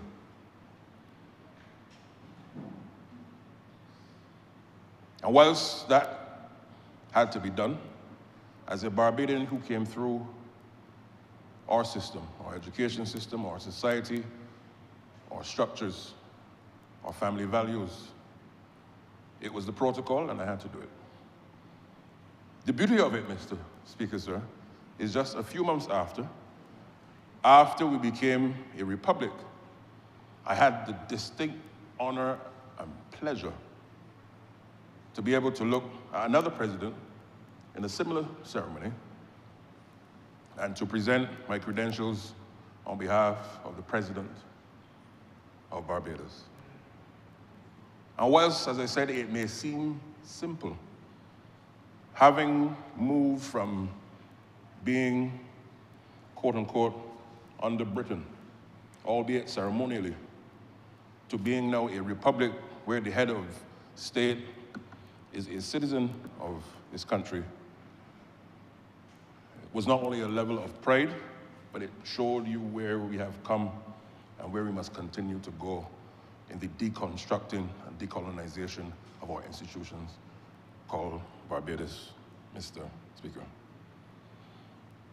And I make that point because conversely, in the chamber last week, and yes, I am new to this chamber, having come from the other place, but I was more shocked, Mr. Speaker, having had to sit, listen, and endure what could only be described, in my view, from the voice and the contribution of the leader of the opposition as a cacophony of contradictions, irony, and a collision course that constantly repeats itself, where in my mind it casts the view, and for all of you, all of us perhaps, who have read In the Castle of My Skin, the fact that notwithstanding that we are no longer under Britain, and that the head of state of our country is a Barbadian, and therefore the institutions of which we rely upon and that we are a part of. And for those of you in the earshot of my voice, senior counsel, senior lawyers who receive silk, as it's called. It's a prestigious thing. And you're from that profession, Mr. Speaker, sir. You have a situation where the Honourable Member for Christchurch South, in the debate, tried to frame an argument to the rest of Barbados and those listening that this debate and this government is at odds with itself in the context of a republic. Nothing could be further from the truth. And I make that comparison, why? Because it still baffles me that in 2025, Mr. Speaker, that the institution of the office of the Leader of Opposition is no longer called Her Majesty's Loyal Opposition. Not so.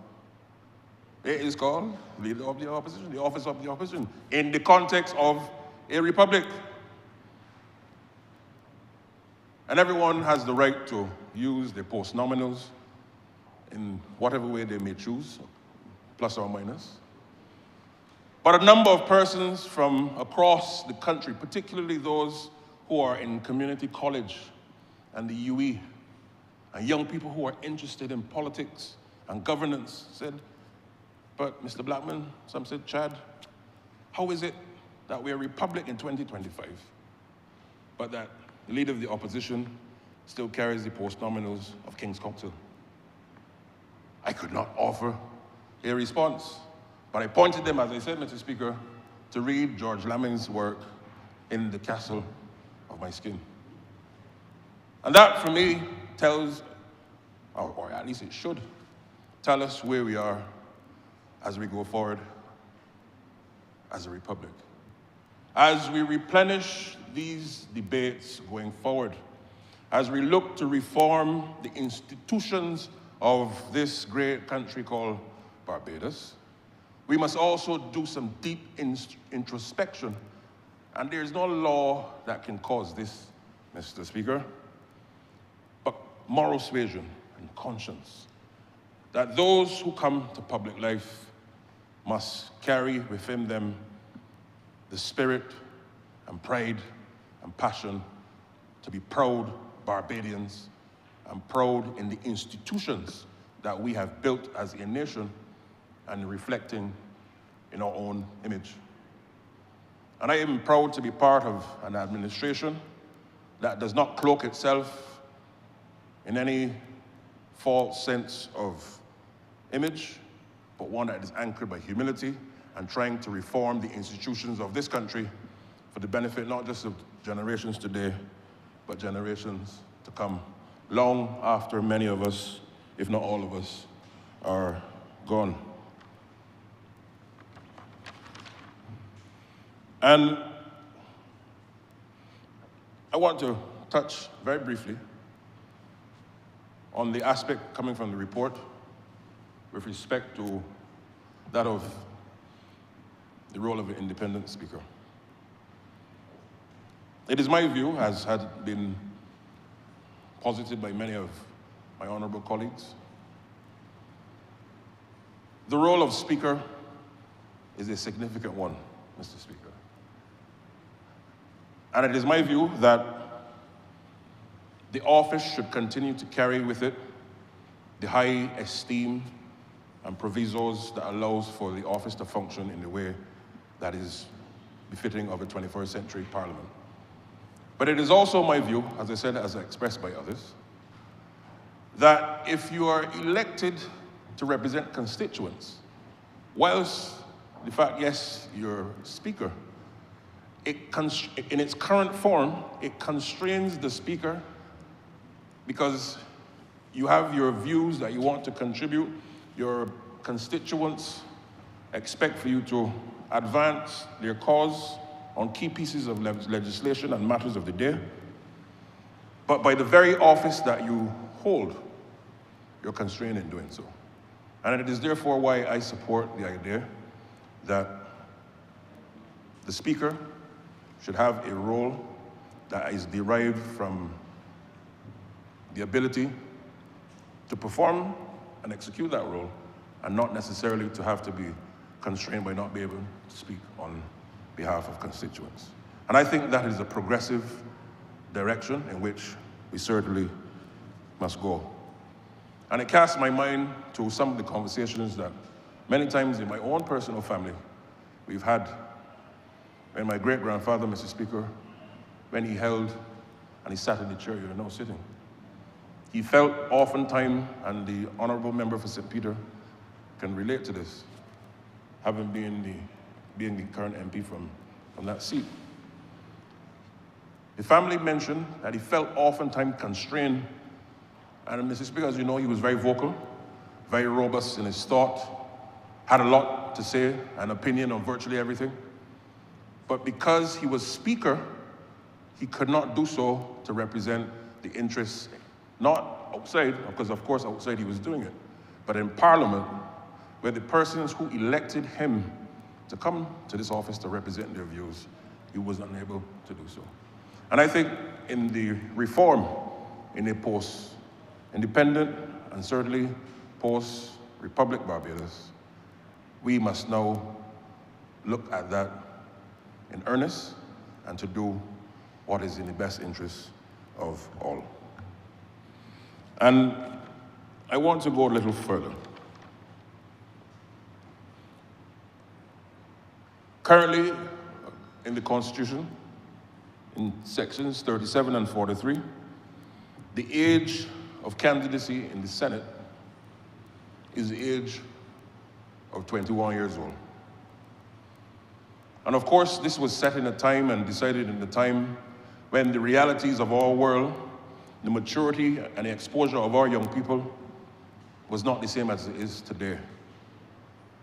And it is my view, and I certainly support the idea, that the age of which a person should be eligible to be appointed as a senator, for example, should be that of the age of 18.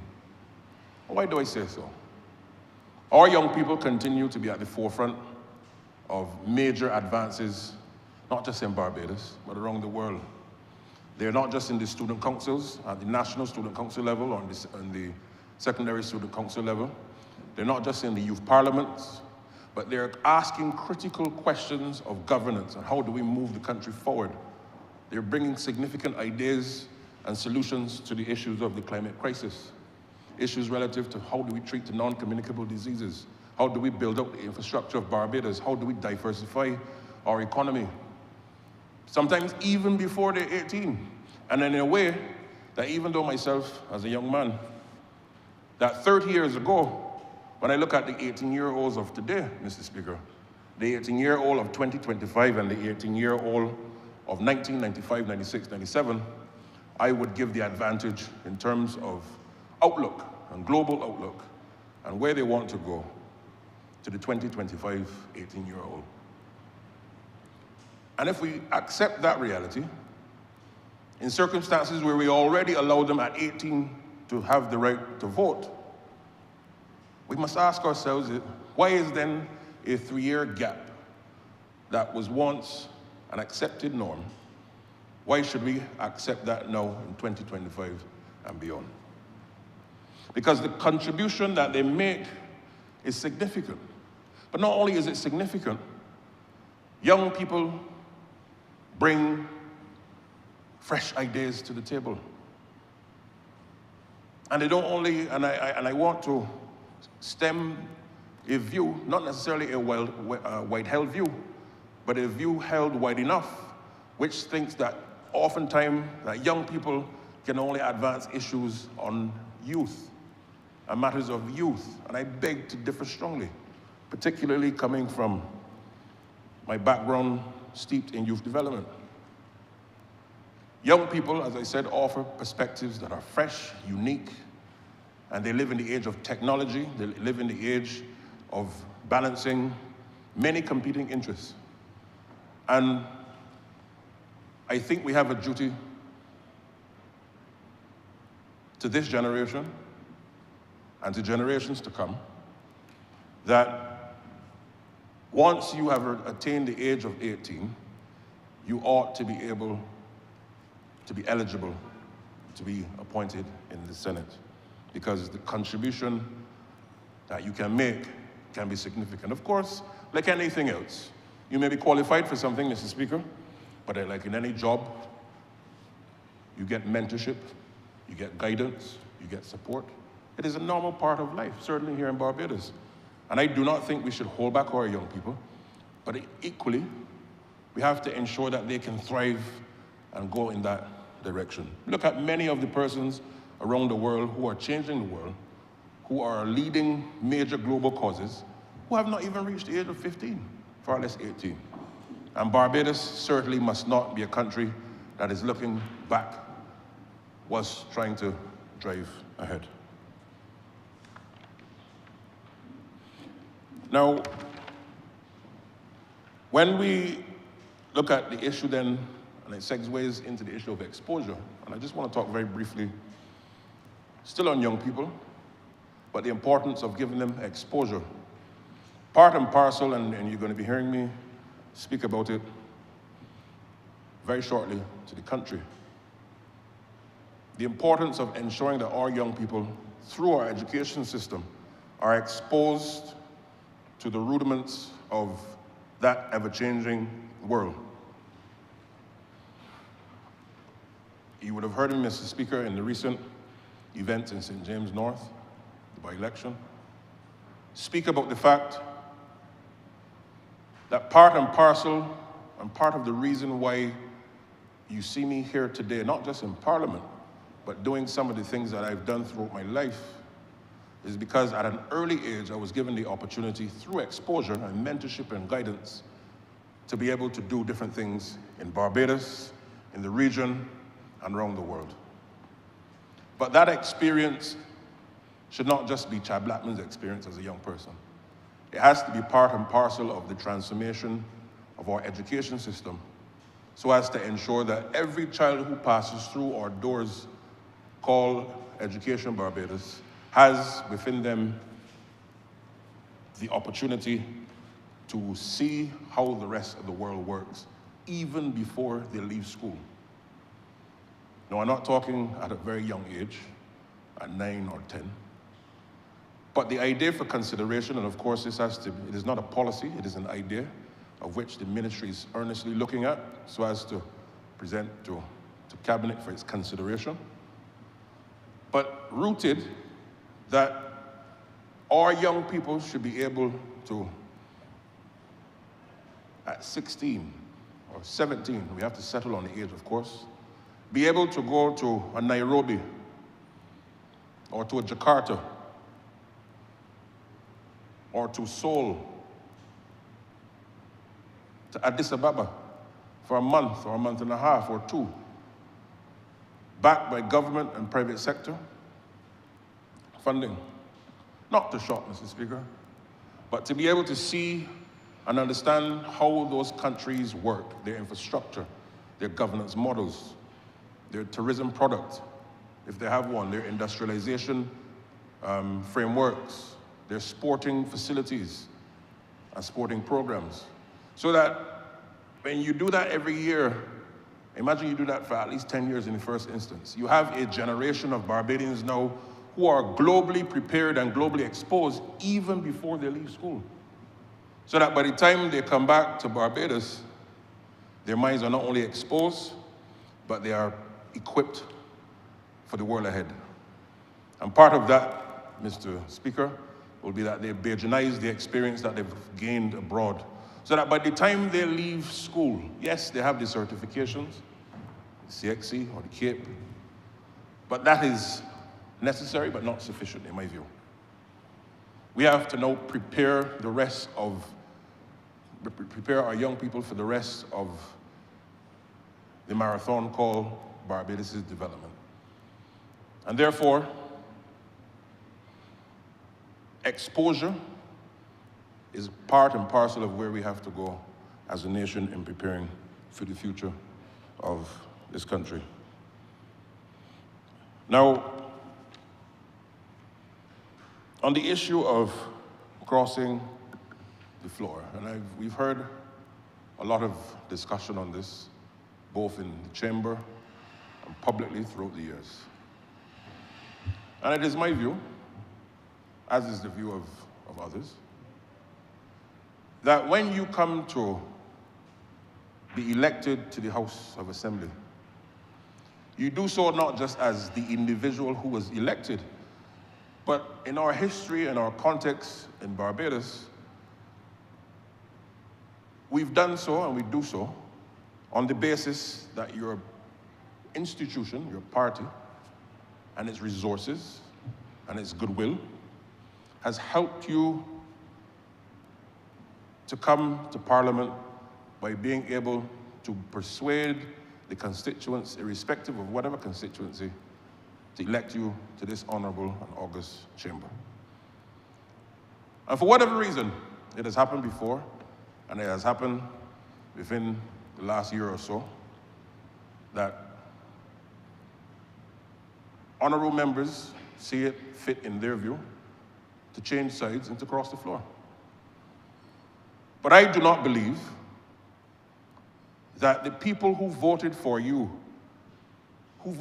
as the honourable, well, at the time the candidate, to be a part of a slate, you openly were a part of that slate and team and wore party colours, used party resources in terms of support, everything, mobilization, canvases, you name it.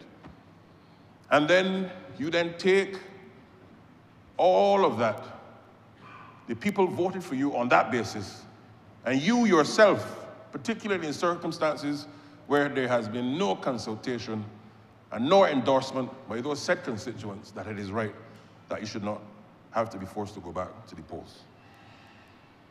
And this is, funny enough, this debate is taking place in circumstances where this happened in February of last year, Mr. Speaker. And why I find it curious is that it didn't only happen last year, but it happened last year. And when it happened, I was reminded by many of the debates in the chamber and many of the campaign platform contributions made by the Honourable Member for Christchurch South, Leader of the Opposition, where the party not only now supports, but that he leads, albeit with a lot of internal happenings and confusion. The party he now leads is the same party when he was on this side, castigated in a very unfiltered and unvarnished way, Mr. Speaker, reminding the public as to why that party was not fit for purpose, for leadership, for governance, could not be trusted, destroyed the prospects of our country between 2008 and 2018 for 10 years. And then all of a sudden, by some magic wand, I'm sure, in his mind, perhaps, I don't know, Mr. Speaker, that party now, he finds himself leading. And as far as I'm aware, and as far as the public is aware and concerned, nothing has happened different to that party that would lend for his voice to change from it is a horrible party that could not be trusted, the party that destroyed Barbados, all of a sudden now, for political expediency, Mr. Speaker, he now leads it. That is the party, Mr. Speaker, should I remind the public, and they want to like to talk about debt. They borrowed more money between 2008 and 2018, Mr. Speaker, than the previous administration led by Owen Arthur, and this current administration led by Mayor Motley, in circumstances where they not only had 23 downgrades, Mr. Speaker, but they had nothing to show. The public had nothing to show or to benefit from. No buses bought, no garbage trucks, place filthy, dirty, international credit ratings gone through the chute, schools, and now we are still ensuring that because we have obligation, government is a continuum. And now this administration, notwithstanding that we had to go to the IMF as a result of the mismanagement of the leader of the opposition's party, the Democratic Labour Party, we've been able to turn the economy around, put us on a footing of stability, bring back growth, bring back confidence both in the domestic and foreign markets, Mr. Speaker, and now would want to lecture us on debt. Now let the record reflect that at the time when we came to office, debt to GDP was 178% to GDP, Mr. Speaker. And this administration, having to, of course, tighten its belt, but firmly focused on the road ahead, was able to now bring it to 102% of GDP. And from all reports, by the end of this year, we're going to be in double digits. But now they would want to lecture us about debt. But Mr. Speaker, I am going to join my voice with the rest of my parliamentary colleagues on this matter, because our voice must be heard and Barbadians must understand where we are. The honourable member has 2 more minutes. 2 or 20, sir? 2. Single digits. Single, not thank you. Double digits. If you can get double digits out of 2, you are miraculous. That would remind me of my formula of a former member of St. Lucie of this chamber, sir, of which I don't have those skills. But in all seriousness, Mr. Speaker, this debate allows us to squarely ask ourselves as a proud nation in a republic context, where are we going to take Barbados within the next 50 to 100 years? As I said, this is a marathon. In the next 20, 30 years, 40 years, 50 years, on the laws of averages, Mr. Speaker, many of us, if not all of us, won't be here. But the question is, how do we now use our opportunity as members of Parliament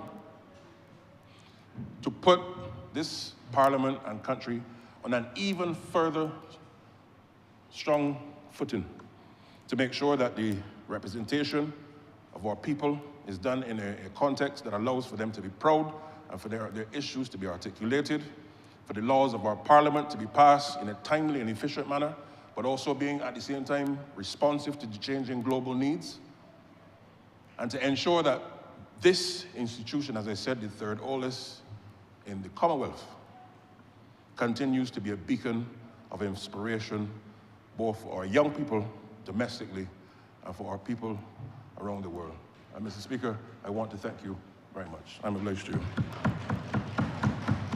Honourable member for St. Michaelis. Thank you, Mr. Speaker. First, this is almost a spontaneous view, sir.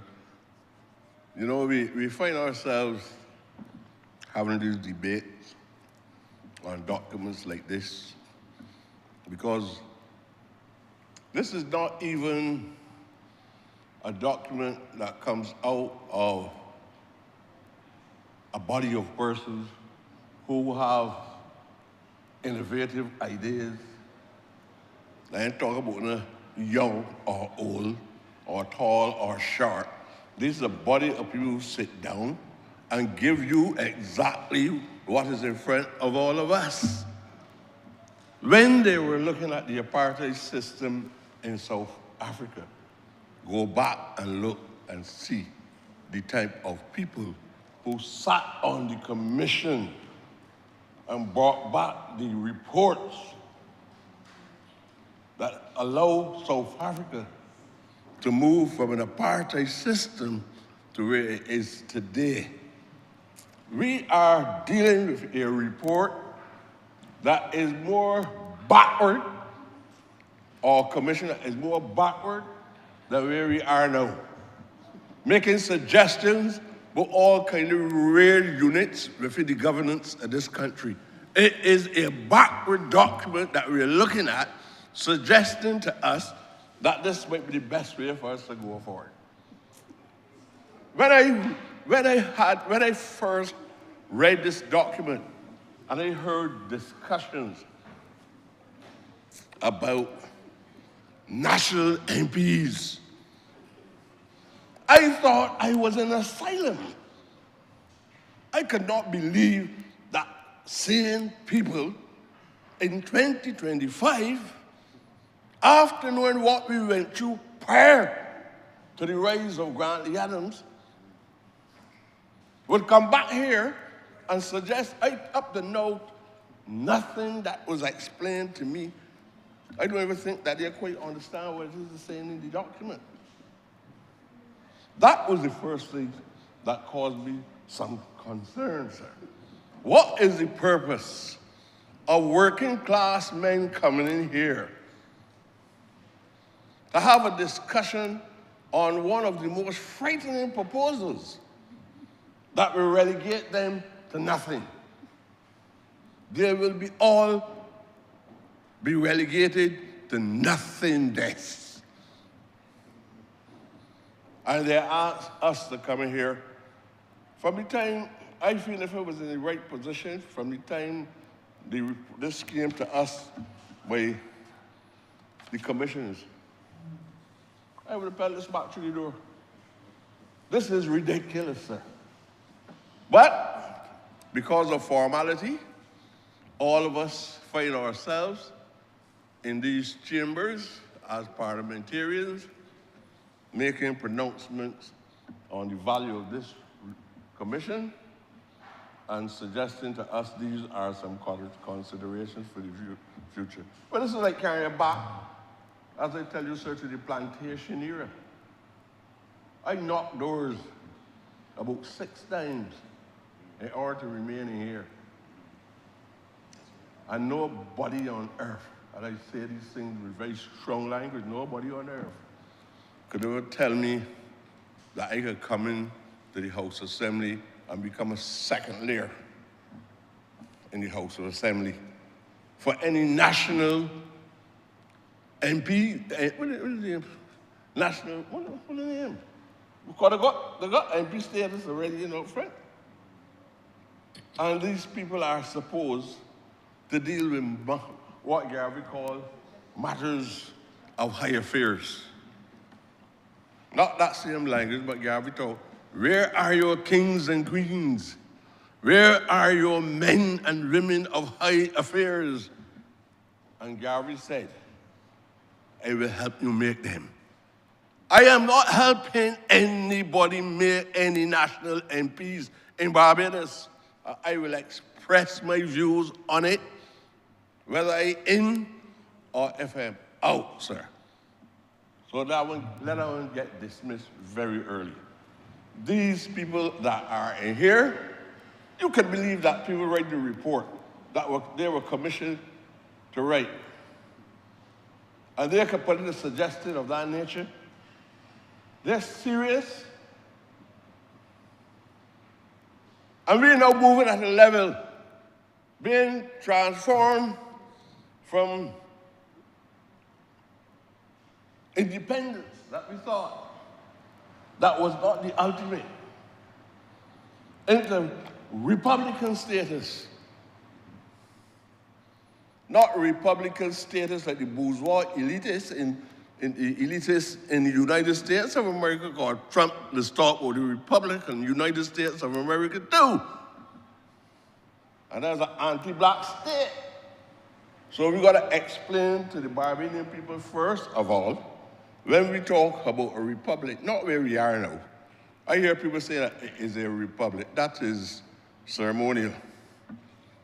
A republic can be what the president has done when she was a beneficiary of that little ceremony too.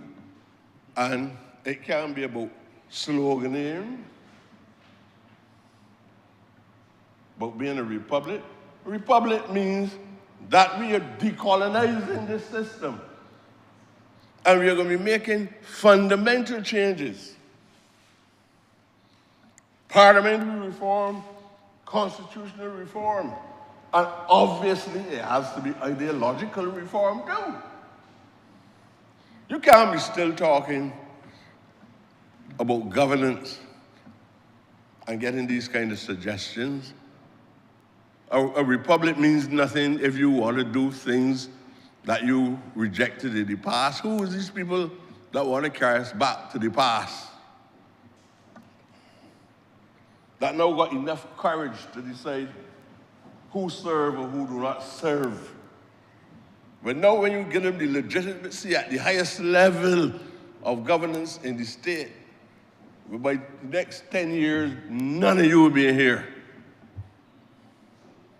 They will have to be part and parcel of the gentry in order to come to this House of Assembly, sir. So you would not be here because I know from whence you came. And so, you know your honorable member for St. Michael's East would not be here too. And all of us got heads, so all of us possess intellect. I hope that I have. And we don't understand what is coming to us. We're not even, there's no discussion in here about conservatism. There's no serious discussion in here about the same Westminster model of governance, but some form of high levels of stupidity about national MPs. I feel very offended by that. I said it before in another place, and I recognize that tough muscles were displayed. And I saw persons who expressed similar views with me retreated into corners and left me alone. I see how this game plays itself out. I have been a victim of that kind of, I don't want to use this word at all, but leave it out, Bressy, right? Not at all. Sir, look, we cannot make those errors again. I never felt in my lifetime that I would hear anybody of people suggesting something like that to us. Before 1951, there are females in here. This is a strange attitude because we're now hearing about affirmative action. That more women should be in the House of Assembly and prominent places in the state. We had females in the banking system at the highest levels. We had governor generals too at the highest levels. We have prime ministers and deputy prime ministers. On the one hand, suggestions that seem to suggest we are moving away from the pre-1951, but then you put in place another body of people who obviously will say, look, at this time is a necessity for us to do A, B, C, and D. All of us become parrots. Every House Assembly will just be a hub for parrots because you can't say what you want to say. And I'm not supportive of that. So that is clear to one and all. Now, I believe that this document brings us to a stage where we should be extremely clear that we have a duty to perform a decolonization program, which is called reform. And we have to make radical changes, as I said before, revolutionary changes. They don't like to use the word because people misinterpret everything. But we have to make those changes, and for me, it has to be a socialist reform, not a Donald Trump reform, which is ultra-conservative reform in the United States of America, anti-black reform, anti-immigrants reform. So a republic for me is different to what the Americans formed in 1776 when the U.S. broke ties with Great Britain in 1976, and the U.S. took black people in the struggle in 1776 to break away from British rule, and they had to fight to survive and be remembered right down until 1865. Then they began to see their emancipation. And since then, they'll be struggling all right now in the United States to be recognized as equal. That is not the republic that we are talking about. We are talking about a republic that elevates people, the working class people. This is a socialist republic, even though we don't want to say it, because the conservatives and the right-wingers in the society, they become offended. And they do everything to put obstacles in the way of governments who speak the truth. And if truth was not spoken, you would never see these faces in here. None of them would come in this House Assembly if those people had control over us.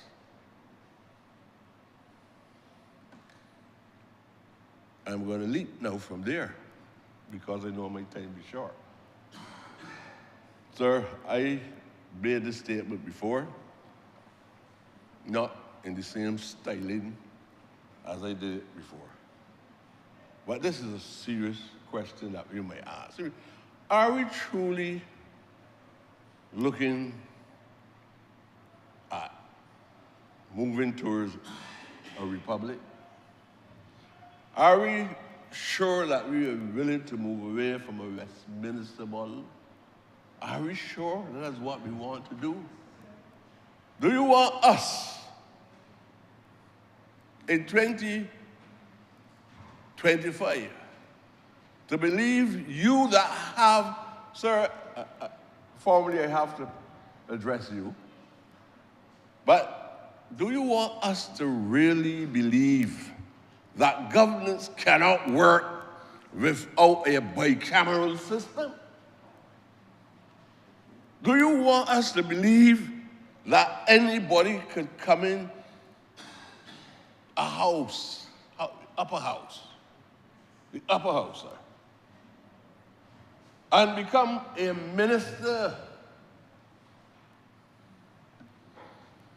I ran at one time and got 3,400 and something votes, and many of us went 4,000 votes and everything. But somebody get handpicked. Serious talk. Somebody get handpicked by one person. All the talk about first past the post, there's evidence right in front of all of us that the first past the post system applied to us. And that is considered to be a democratic mechanism.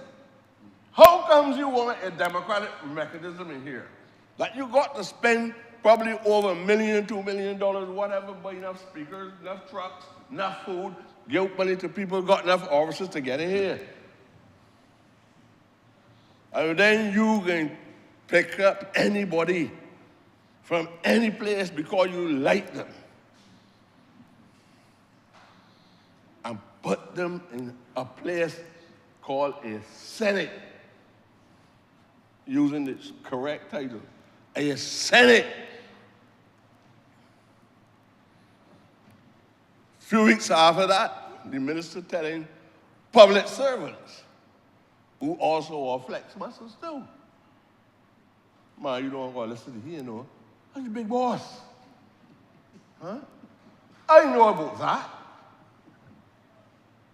This is the second-hand information. That is my experience. And these people, with nothing being exhibited prior to coming in here to show that they had any national interest or any special foresight about transformation or development of the country, to make you say, well, that body really deserves to be in a position to share ideas and help to shape the destiny of ordinary working class people. And you know, you think about it, I ain't even talking about one individual, you know. That is the evidence that comes from that Senate. It was always a place for the black bourgeoisie to occupy and impose their class values at the highest levels on people, even people who belong to the lower house. People down here can't even get certain things done. Although the masses, when you're talking about democracy, democracy for us is because we are representative of mass support.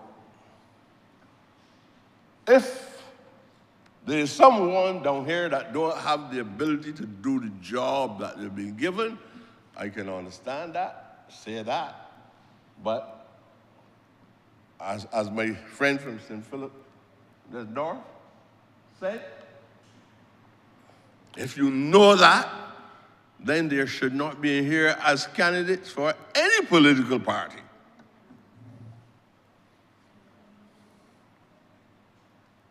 I saw Frank Walker in here.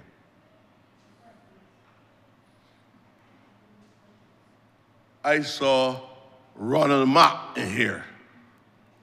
I also saw him having to sell hairpins to survive.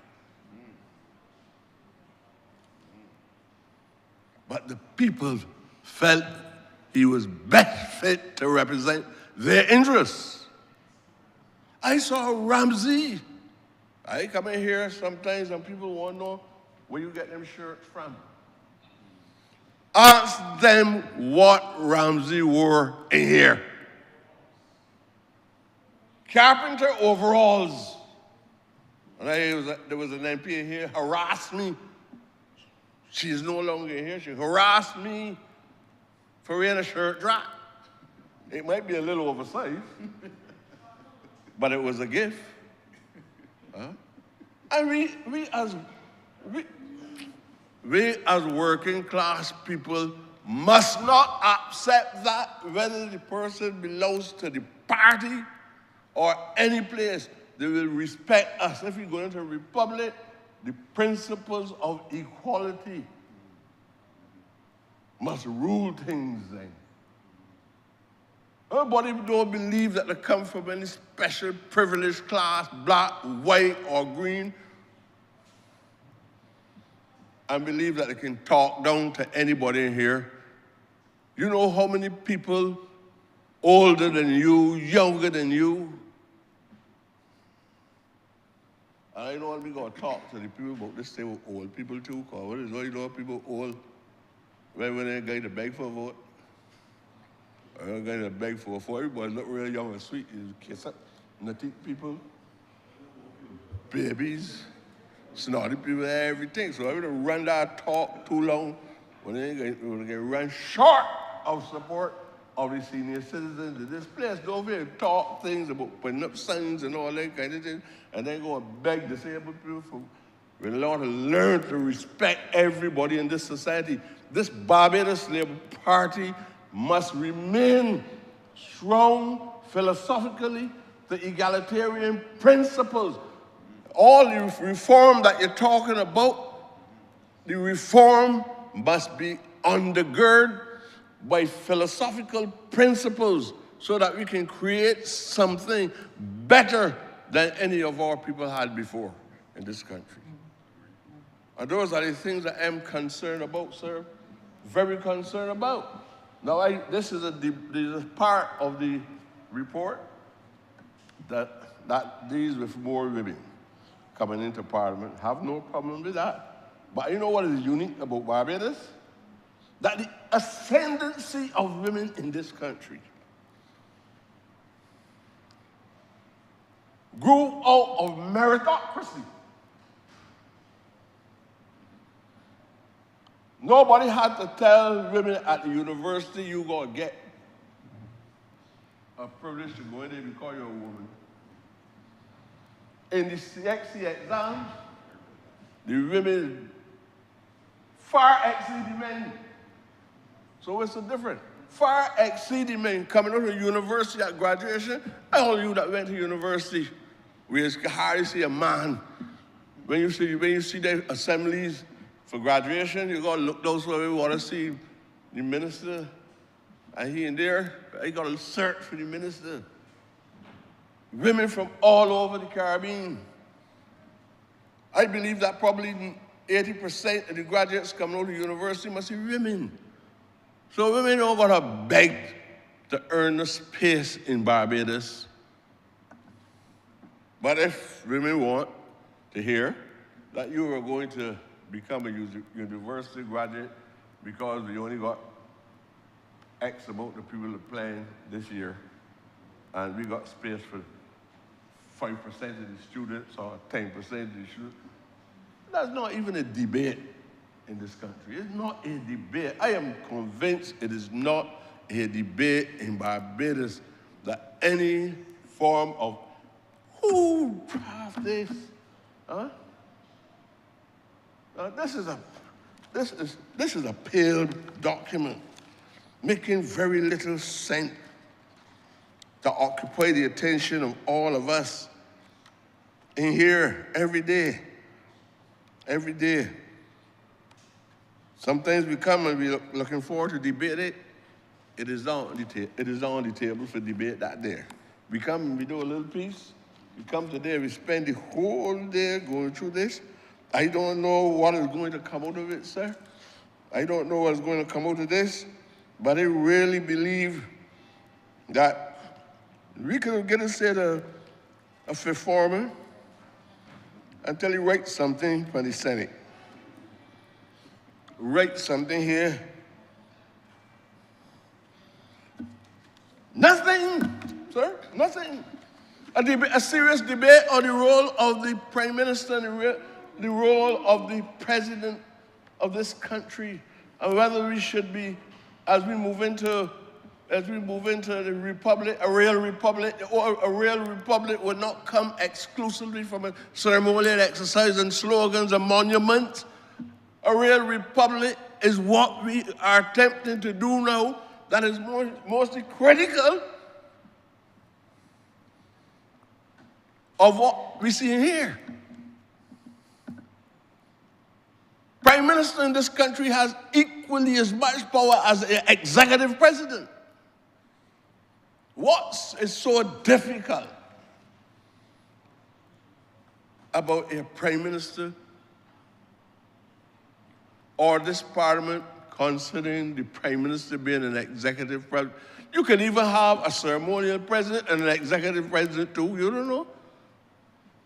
Because you're saying it happened in the colonies, or you're saying it in Great Britain, or you're saying it in the United States or more. Tell me if you had a person so classified as an executive president, and you had a ceremonial president, what would the problem? What are the powers of a prime minister that a president do not possess? In Trinidad and Tobago, there's a prime minister, there's a president. The president is ceremonial, and the prime minister is the executive. Guyana got the very opposite. This is clowning. This is foolishness. We don't even have to wait on any precedent set by any of them. These are things that this document should include discussions of that nature. What does it give to a prime minister if we call the prime minister the president? Most people still see the prime minister as though she has presidential status outside of Barbados.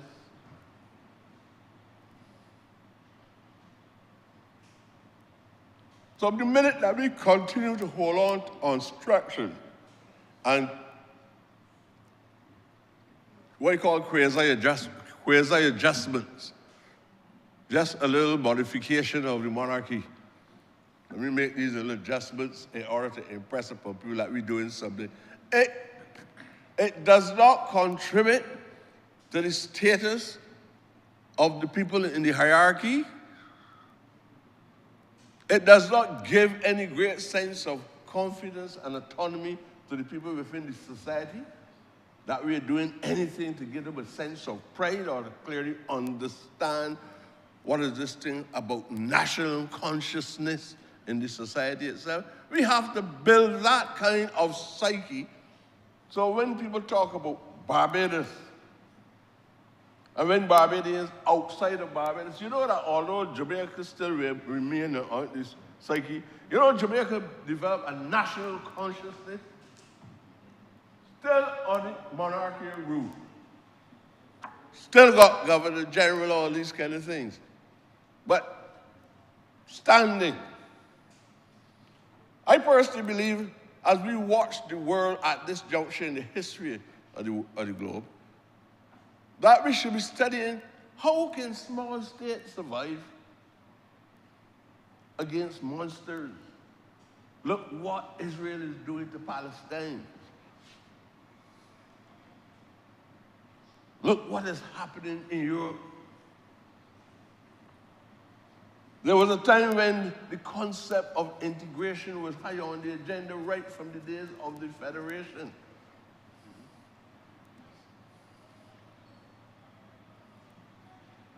We should be studying Caribbean industries and pushing the philosophy of Caribbean integration.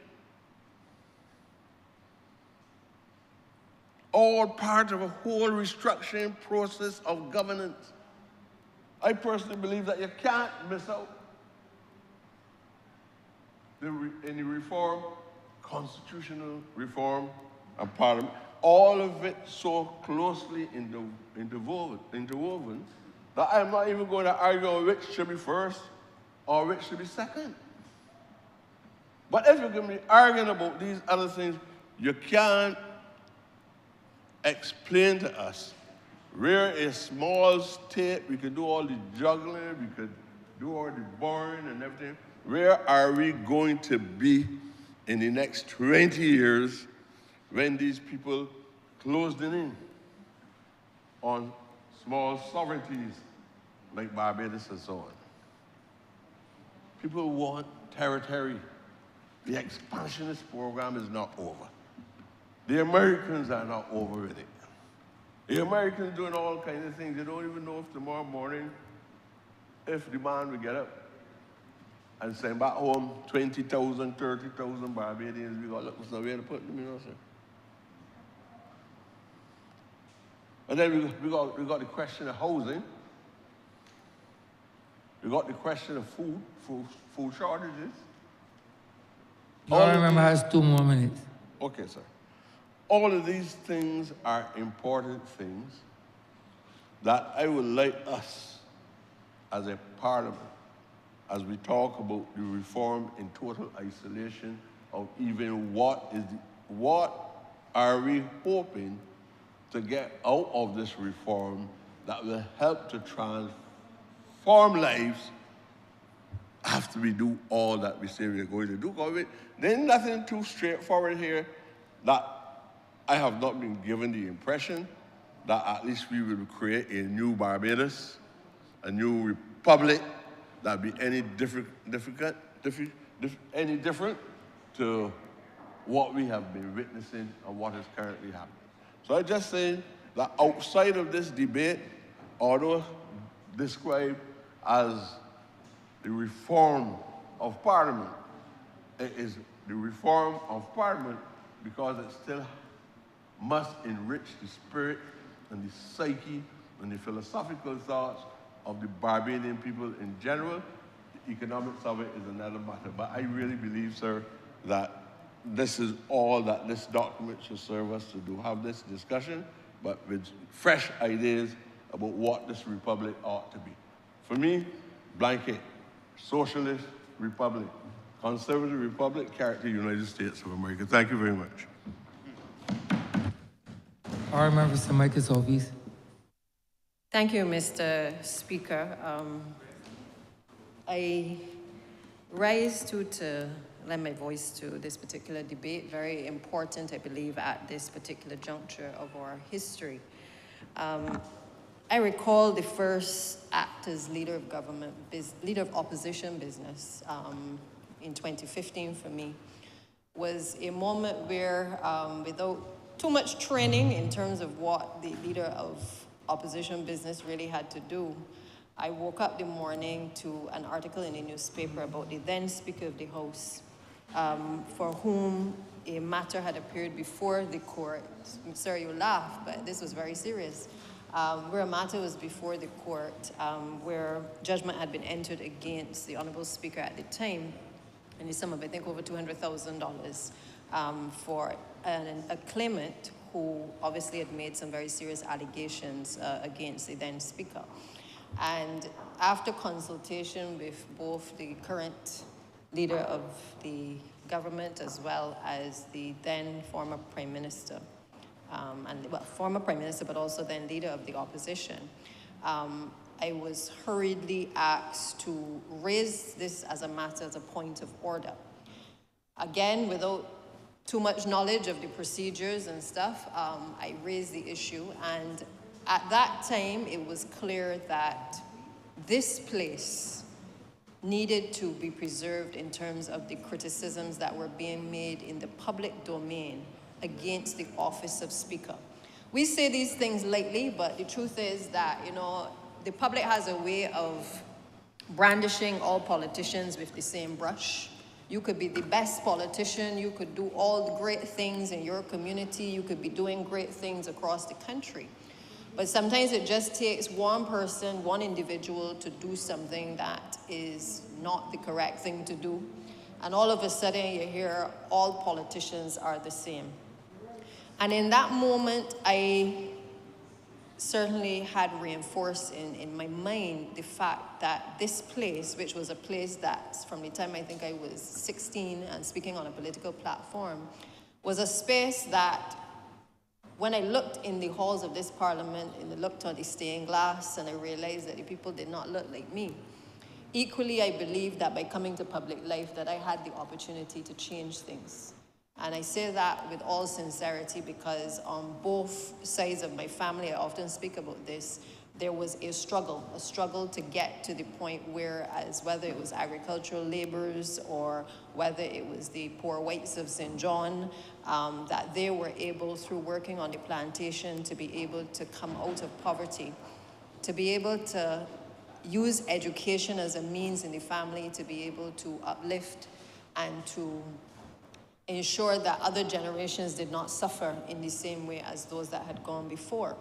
So for me, coming to this place, being a child of a politician, you know, being very excited to see on the walls of as we enter the chamber, certainly my father's name, certainly the names of all of the people who had gone before, both black, both white, that have served in this place. For me, on that day, when I had to take a stand against the then Speaker, it was a simple task because I understood then, as I do now, the importance and the sanctity of this place in not only making decisions for the public, but also in doing the right thing. I have said often that when we were certainly in opposition, that from opposition, there were certain things that as a younger generation of politicians, a young female, used to gall my soul in terms of the way that the then government behaved, the way in which acts that were placed before the public domain in relation to even the then Speaker were treated. They were not treated seriously. When we on this side have had issues which in any way would bring the House of Parliament into disrepute, we have taken swift action. We have asked persons to do the right thing. They have recused themselves when the time has been upon them. And they have tried their best not to affect the other members of this place. And the truth is that at that time, we recognized that by sending that matter, I believe it was to the Committee of Privileges at the time, that even within our standing orders, there were certain limitations in terms of what we could do in this place to discipline a member. Now, while the matter was a civil matter, equally, in any other parliament, the Speaker would normally recuse himself or there would be some level of disciplinary action that is taken by the Committee of Privileges. But apart from the fact that some members didn't turn up and the rest is history as far as that matter is concerned, it highlighted the fact that in this place, while we come here and we are sent here by the people, we have a deeper responsibility to the people of this country to make sure that our laws are not only relevant, but also that what we do in this place is able to impact the very people who have sent us to this institution. There was a time when the people in here did not look like us. And as a former speaker, as he spoke, I understand exactly where he is going in terms of his concerns about what we do in relation to this place and the decisions that we make. But I would simply say to the Honourable Member for St. Michael East, through you, Mr. Speaker, that I would not want us to confuse constitutional reform with parliamentary reform. What this committee has been asked to do has been to look at this parliament, to look at the way in which this parliament functions, to look at how this parliament is able to make itself more relevant to the people that we serve. The issues of constitutional reform, it's not been lost on this administration. We recognized early that we could not have parliamentary reform without also undertaking constitutional reform. And in particular, as we move to a republic, the onus was on us even greater to ensure that we were able to have committees being able to speak to the public, not as would have happened in the past, where nobody was spoken to in the public domain, but that decisions were made in the dead of the night, and they woke up the next morning and found out that changes were made. Now, I am proud to be a part of this administration, and I say that with all sincerity because I do not think that there's any government anywhere that has consulted as much as this administration. Whether we like the recommendations that appear in a document or not, the reality is that we have been an administration, because to whom much is given, much is expected, that we have taken the time on each occasion to consult. We have indicated to the public, these are the mechanisms by which you can come and you can share your views. We have brought the committees to the public in public spaces where they can contribute. And perhaps the only criticism that I would perhaps make, or that perhaps we can continue to improve on, is a recognition that things have changed so much over the last few decades that when it comes to engaging with, in particular, our young people, we have to find better ways to ease the disconnect that exists. Because it is okay to say we consulted with a couple thousand people, but a couple thousand people does not make the whole population up. And a couple thousand people does not mean that we have consulted with everybody that ought to or could have been consulted. What we have done is we've created opportunities. But if you ask me if we can continue to do more, I believe that there is room for improvement. Now, this administration has created things like the Ideas Forum. We've got the People's Assemblies that we would have encouraged the Honourable Leader of the Opposition to be able to do some work on. We also have been able to do, from our early days in opposition, rubbing shoulders, where we were able to look and to listen to people to be able to understand how to shape policy. So I stand here today not critical of the document, because I believe that the document is a reflection of previous documents that have been discussed. They've been pulled from different forums over time. And it therefore has reflected, perhaps for the first time in a long time, a wider discourse with the general public than we have perhaps ever seen in our entire history. So I have no problem in principle with the document, but I think that perhaps, as is recommended in the Parliamentary Reform Commission report, that even as it relates to Parliament, we need to do more in order to allow people to understand what we do in this place. I agree with Honourable Member for St. James North who spoke, that said that we need to have more young people engaged and coming into this chamber. We see them from time to time. A number of the teachers will bring students to this place to be able to meet and to engage with us, and to be able to go back to their classes to have an understanding of what we do in this place, so that it is not a mystery to young people. But one of the things that the Commission report also speaks to is being able to allow people to petition, to be able to ensure that they can, the average person can basically reach out and share their concerns. It also provides that we need to utilize technology even more than we are doing now. And while the recommendation exists for a channel to be dedicated, the challenge I think that we have constantly when we speak in these ways, because we can look at the models in the UK and the US and we can see that there are television stations that are dedicated to Parliament and to Congress, and we can admire those and we can want those here. But what is the first thing that we have to do when we set up those things, Mr. Speaker? We have to have the finances and the resources to be able to properly staff and to equip those departments to be able to fully function. So these things sound great in principle, to be able to say that we must reform in this way and that we must become more relevant to the general public and we must have these channels. But that must come with a cost factor and a decision that must be taken to be able to facilitate that.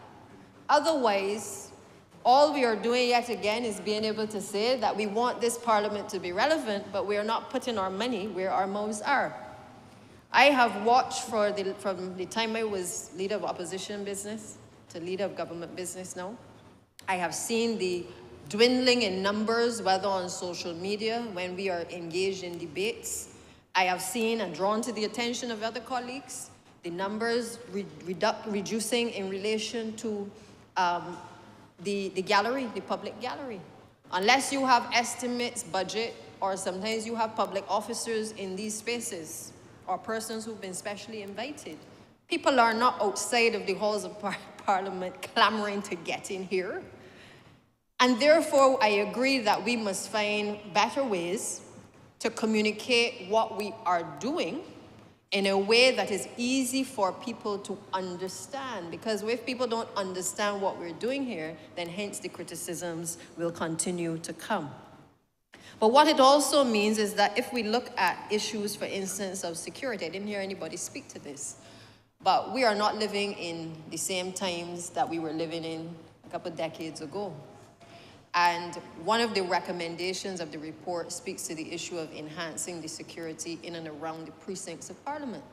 For those who have traveled will know that there's no other Parliament, I don't think, anywhere in the Western Hemisphere that has a Parliament where there's a market right outside and a hustle and bustle of activity when Parliament is meeting. The recommendations speak to the expansion of the facilities here at Parliament to allow for more committees to be able to meet, even for the acquisition of lands just across, I believe, the corridor on the outside, to be able to allow us to be able to have a connecting corridor so that we can have the committee rooms being able to be properly staffed and furnished. All of these things come at a cost. So there is a price for reform and there's a price for our democracy. Every committee that we establish in this place, and we have established more than any other administration in our history, whether it is in relation to governance, the environment, in relation to any of the other areas, we have established more committees and given an opportunity to the people of this country to be able to come in, to email in, to be a part of the discourse and the discussion that is taking place at the highest level in this country. And I therefore support any exercise which will allow for further inclusivity of the people of this country in helping us to make decisions. Because I firmly believe all of the brains don't reside in the Barbados Labour Party, and neither do they all reside in the Democratic Labour Party or any of the other political parties. And therefore, in a small society, it is important that we allow all ideas to contend. Just as with our 29 seats in this place, we allow opposition within the government, where everybody does not have to agree to the policies, and they can speak their mind freely if they do not agree with certain things. But I think the time has come where we must revisit the issues of security when we are in this place. I think there are several examples where parliaments have been bombarded, people have come off of the street. We take things, so many things for granted. And therefore, I think that serious consideration must be given to this place and its precincts, not only for the safety of the members of parliament, but for the police, for the clerks, for the officers who work in here, for the maids, for the catering staff. Because if somebody has a personal issue with an individual, that can also lend itself to persons coming off the street and attacking somebody else in this space. And it is not to say that it cannot happen anywhere else, but I'm simply saying that we have seen the precedent over and over in other jurisdictions where things are not the same anymore. And I think a word to the wise is sufficient. Much has been said, Mr. Speaker, regarding the issue of MPs and their ability to do their job. This discussion, I think, if you ask every MP, this is a deep burning issue for many people. It is a difficult conversation to have because I think many times when MPs speak about increased resources and an allocation of resources, in particular, a very unwise opposition and one which has not thought through what it is that you have to do when you're in government, tends to criticize a position taken in relation to enhanced resources. I support the recommendation for the increase in a constituency development fund. And I support it not because in any way I need more money to be able to help me do what I do on a day-to-day basis, because I tell people I didn't come to public life to suck on the nipples of the public purse. I did things before I came to public life, and I will continue to do so when I exit public life as well. But there is a reality that we must confront. It is not about increasing the salary of any particular MP or minister, but there are some broken systems that we have in our society across government. I have colleagues that, and one stopped me just now to tell me about some issues with a road that needs doing, potholes that need fixing. Somebody will stop me to tell me about a drain that has collapsed that needs to be fixed. We need to deal with the issues that our MPs have now been reduced, in many cases, to persons who have to know, not just highlight the problem, but also be reporting the problem for the solution to then come from the minister of a particular department. These are the real reasons why sometimes the request for the constituency fund, as I heard other colleagues have expressed, would assist a member to be able to organize activities in the community. If they see that some repairs need doing to old ladies' paling, you may be able to get a few carpenters in the area and through the fund be able to allocate resources to be able to address what needs to be done. I don't have to tell this chamber, you know, as much as my colleague, member for St. George South often is responsive and his team, there are times when I have had to pull my pocket and make sure that the little old lady's paling has to go up because it is taking too long to get done. I have also had to go into my pocket to make sure that the little old lady's door that has been leaking for several months, that because the Ministry of Housing may be waiting, or NHC may be waiting to be able to get funding from the start of the financial year and they haven't gotten it yet, that prior to the hurricane season, the MP is being asked to make sure that she's able to assist that little old lady.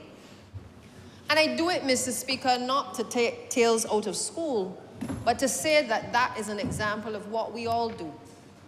And I don't think that is all we came to public life to do, because many of us have not only been operating at a constituency level, but many of us in our respective portfolios have been operating as national MPs. We have been operating and speaking on national issues because there have been, at one point, 30 of us and now 29. And because of the state, the sorry state that we came to office and found this country in, it has been an all hands on deck, a 20 out of 24-hour day that we've been asked to engage in. Now, for some looking on, some people will say, well, you might work hard, but I know about the rest.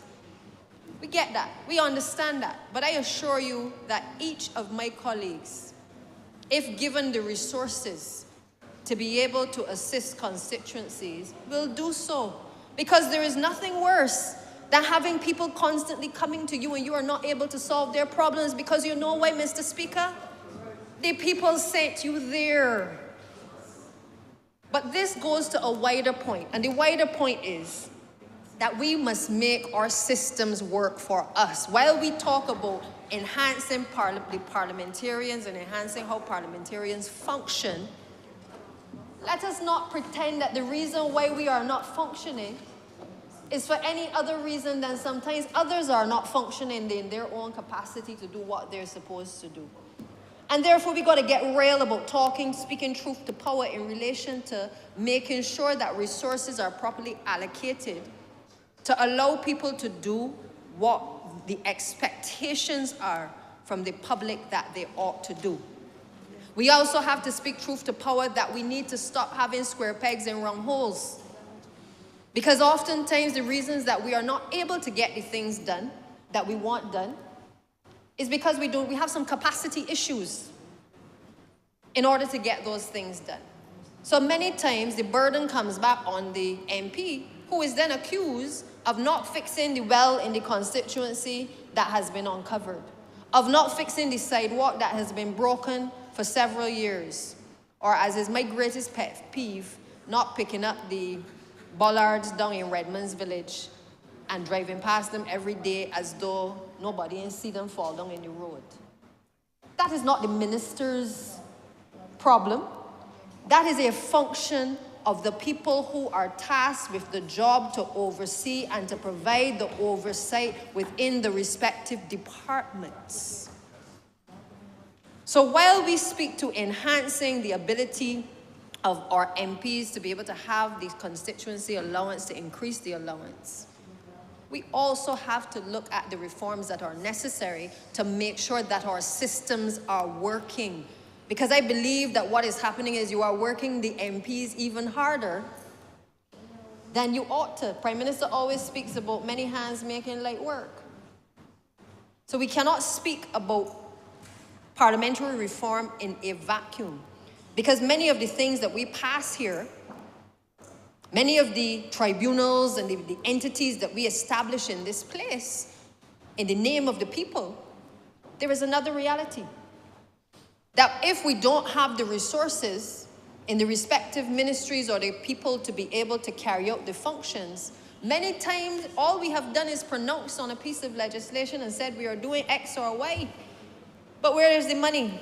How long does it take for us to be able to get the resources sometimes to be able to execute the things that we all know that we stand up in this place and we do all of the pretty speeches to be able to do, when we know that we're not going to be able to establish these things in real time?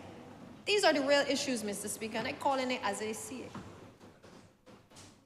Because I would not want this debate. I told my colleagues I don't want that tomorrow morning to say that this bunch of greedy politicians asking for more money without an explanation as to the realities of what we are encountering. This is real to many of us. And the system hasn't changed, because the minute that as a politician you start to speak about increased resources for doing anything, all of a sudden people think that you're just grabbing at the public purse and you're trying to get more money. But there is also a cost for representation. And I think that needs to be the takeaway that the public needs to have. If they want to see all of what we spend when the month comes, I would love us to make sure that any fund has the relevant auditing and accountability that is necessary, as we would for any other financial management issues. But a constituency fund increase, I think, ought to be supported. And I think it has to come with the necessary allocation of accounting as well as auditing. Now, on the issue of national MPs, I know there are some colleagues who perhaps support this. There are some who don't. The great thing in the Barbados Labour Party is that all ideas can contend, that we are free to be able to speak our minds in relation, whether publicly or otherwise, on how we feel about proposals that have been put on the table. Now, my initial view is that I don't support it. I don't support it from the position that I do not believe that we have enough information in front of us to be able to make an informed decision. So my knee-jerk is not to support something that I ain't quite understand. I do not know how the persons exactly are going to be selected. I do not know where, as I think the Honourable Leader of the Opposition said, where they're going to sit. I do not know what they're going to get paid. I know that I have been declaring my assets, as have other colleagues have been doing. I do not know what the framework is going to look like. And therefore, I am not going to run merrily along and start agreeing to something that I do not understand. And therefore, when we met as a parliamentary group, the decision was made that something as significant as this in terms of a decision, that rather than having a lack of consensus amongst the parliamentary group, that we would seek to be able to further flesh this out so that people could have a further discourse on the terms and conditions, how it would work. Now, I don't anticipate that this is a next year thing. I believe that, like many other things that have been in the number of reports that we've seen from Menzies Cox's reports back down, that these are things that will continue to be ventilated, because there will always be a resistance from sitting MPs for things that are so significant in terms of changes. But I'm open-minded enough, Mr. Speaker, to know that until I see the facts put in front of me, that I'm not going to be one who closes my mind to a recognition, not that the men and women who have come to public life in this space are not some of the best minds in the country, but that I recognize that even coming to office in 2018, when we required assistance from outside to be able to take us from all of the downgrades that we had to be able to bring this country and its reserves back up, that many of us, no matter how bright we were, no matter how much degrees we had, we did not have the knowledge base and the understanding of what was required in order to go on in the international markets to be able to negotiate. And we had to take a decision as a government that we needed to get the best in the business. We went for the best in class. We went for the best Barbadians that could assist us to be able to advise. Many of them did not come with a political background.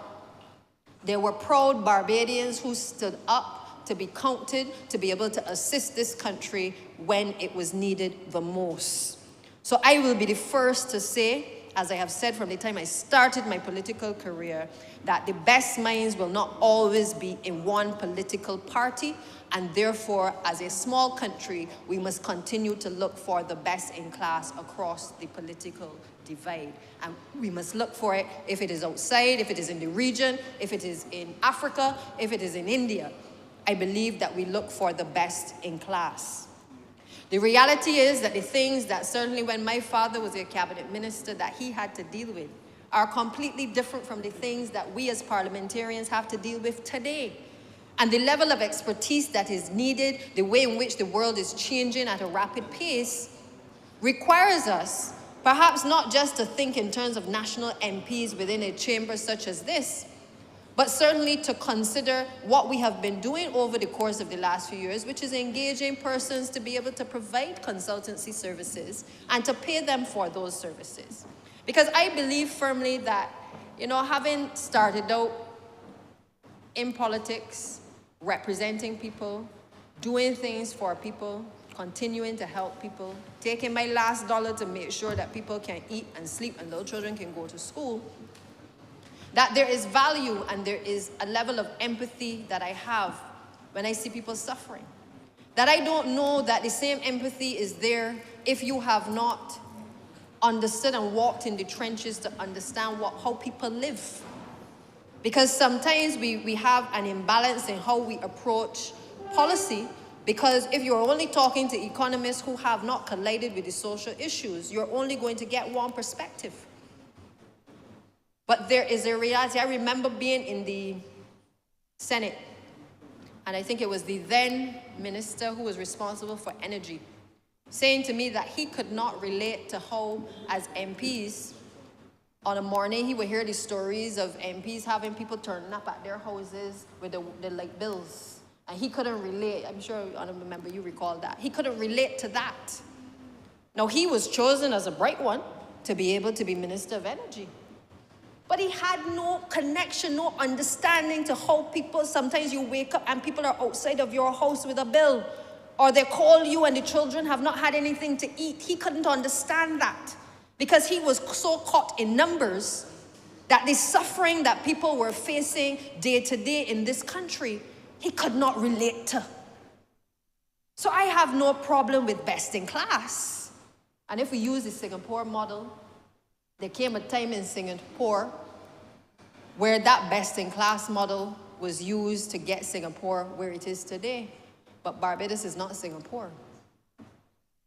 And if you don't understand the basics, you don't understand representation, you don't understand the cries of the mothers and the children when they cannot put food on their table or they cannot make the little 150 that you might give them in a voucher work for that family, then I take the position that you can be engaged as a consultant, you can be engaged to advise the government on anything, but I take representation serious.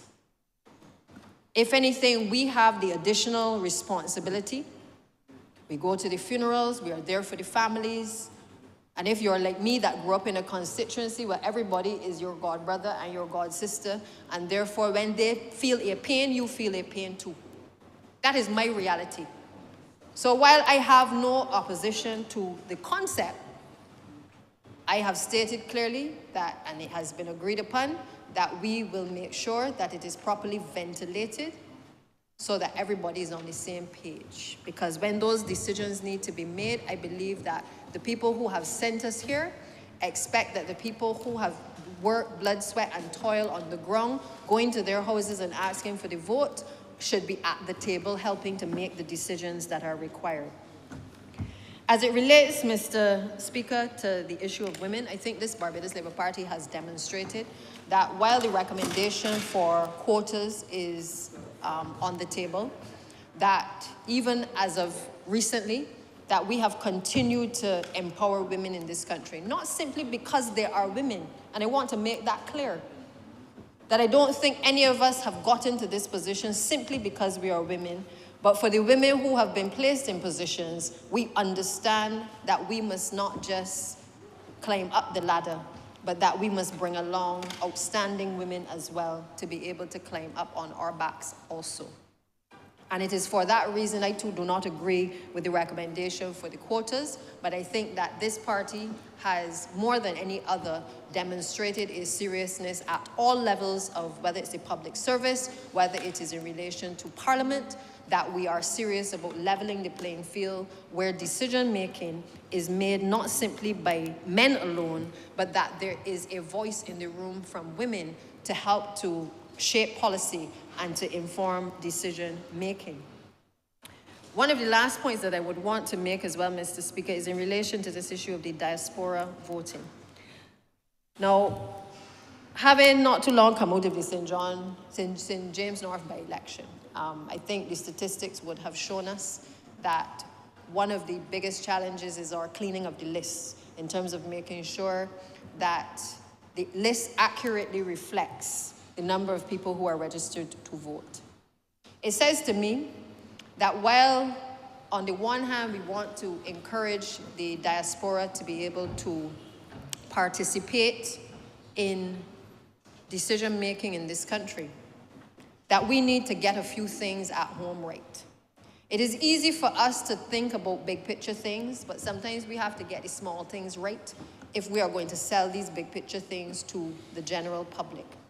And I think the public wants to know, first of all, that we are getting our list clean, that we're making sure that Electoral and Boundaries Commission is fully functioning, and that there are no errors in relation to our lists, because what clearly came out of the by-election suggested that we need some additional resources to make sure that we get our act together.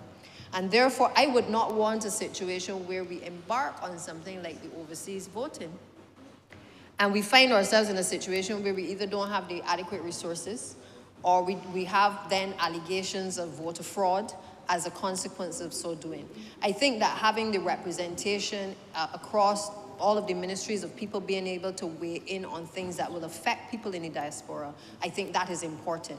I recall back before the 2018 election, I think Prime Minister, then leader of the opposition, myself would have visited certainly New York and I think the UK as well, to visit people who, again, are Barbadians, people who love Barbados, and I believe that they have a role to play in helping us to certainly build out our economy and certainly build out our society. And I do feel that the report has highlighted the fact that there is a role for them to play. But I would not want a role for them to play that is going to frustrate them. So I would like us to be able to make sure that we get what we are doing on Island correct before we embark on creating new structures to then find ourselves in a situation where they are not adequately protected and preserved. But I do support the inclusion of people from the diaspora. So, Mr. Speaker, I, in general, support the parliamentary reform. I think that, as I said from the outset, I think my only criticism would be that, and it comes as a recommendation, that we need to engage more. The recommendations are there in terms of how we enhance the parliament, how we make sure that parliament is more relevant, and perhaps that needs to be one of the first, perhaps, agenda items to be able to make sure that the adequate resources are put to being able to allow us to allow people to understand what we do in this place. I think there's also a recommendation for leader of government business to be able to indicate, I think every 6 months, where legislation is at. And I support that, because sometimes we pass legislation here, and for one reason or the other, after it has passed the Senate, you know, you're not quite sure what has happened, and obviously there's no formal way of reporting back to all members in terms of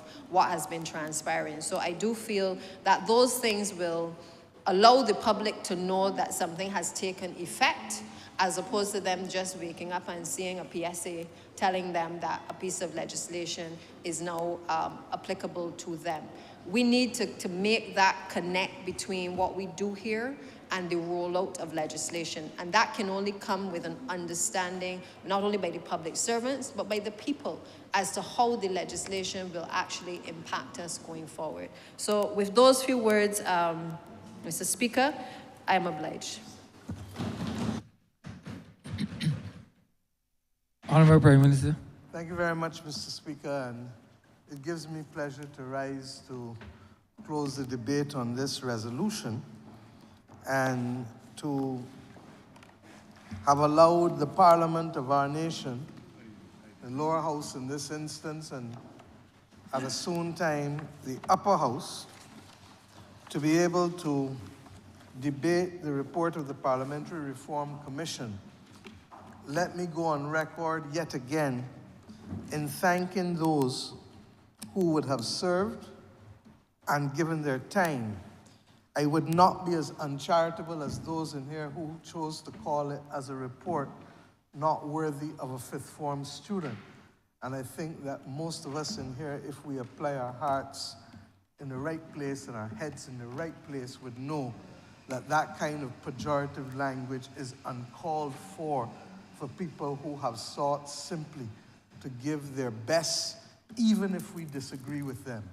And therefore, I immediately distance myself and those of this government from any comments that would seek to reduce this Parliamentary Reform Commission report, sorry, Bob, taking it, to that worthy of a fifth form.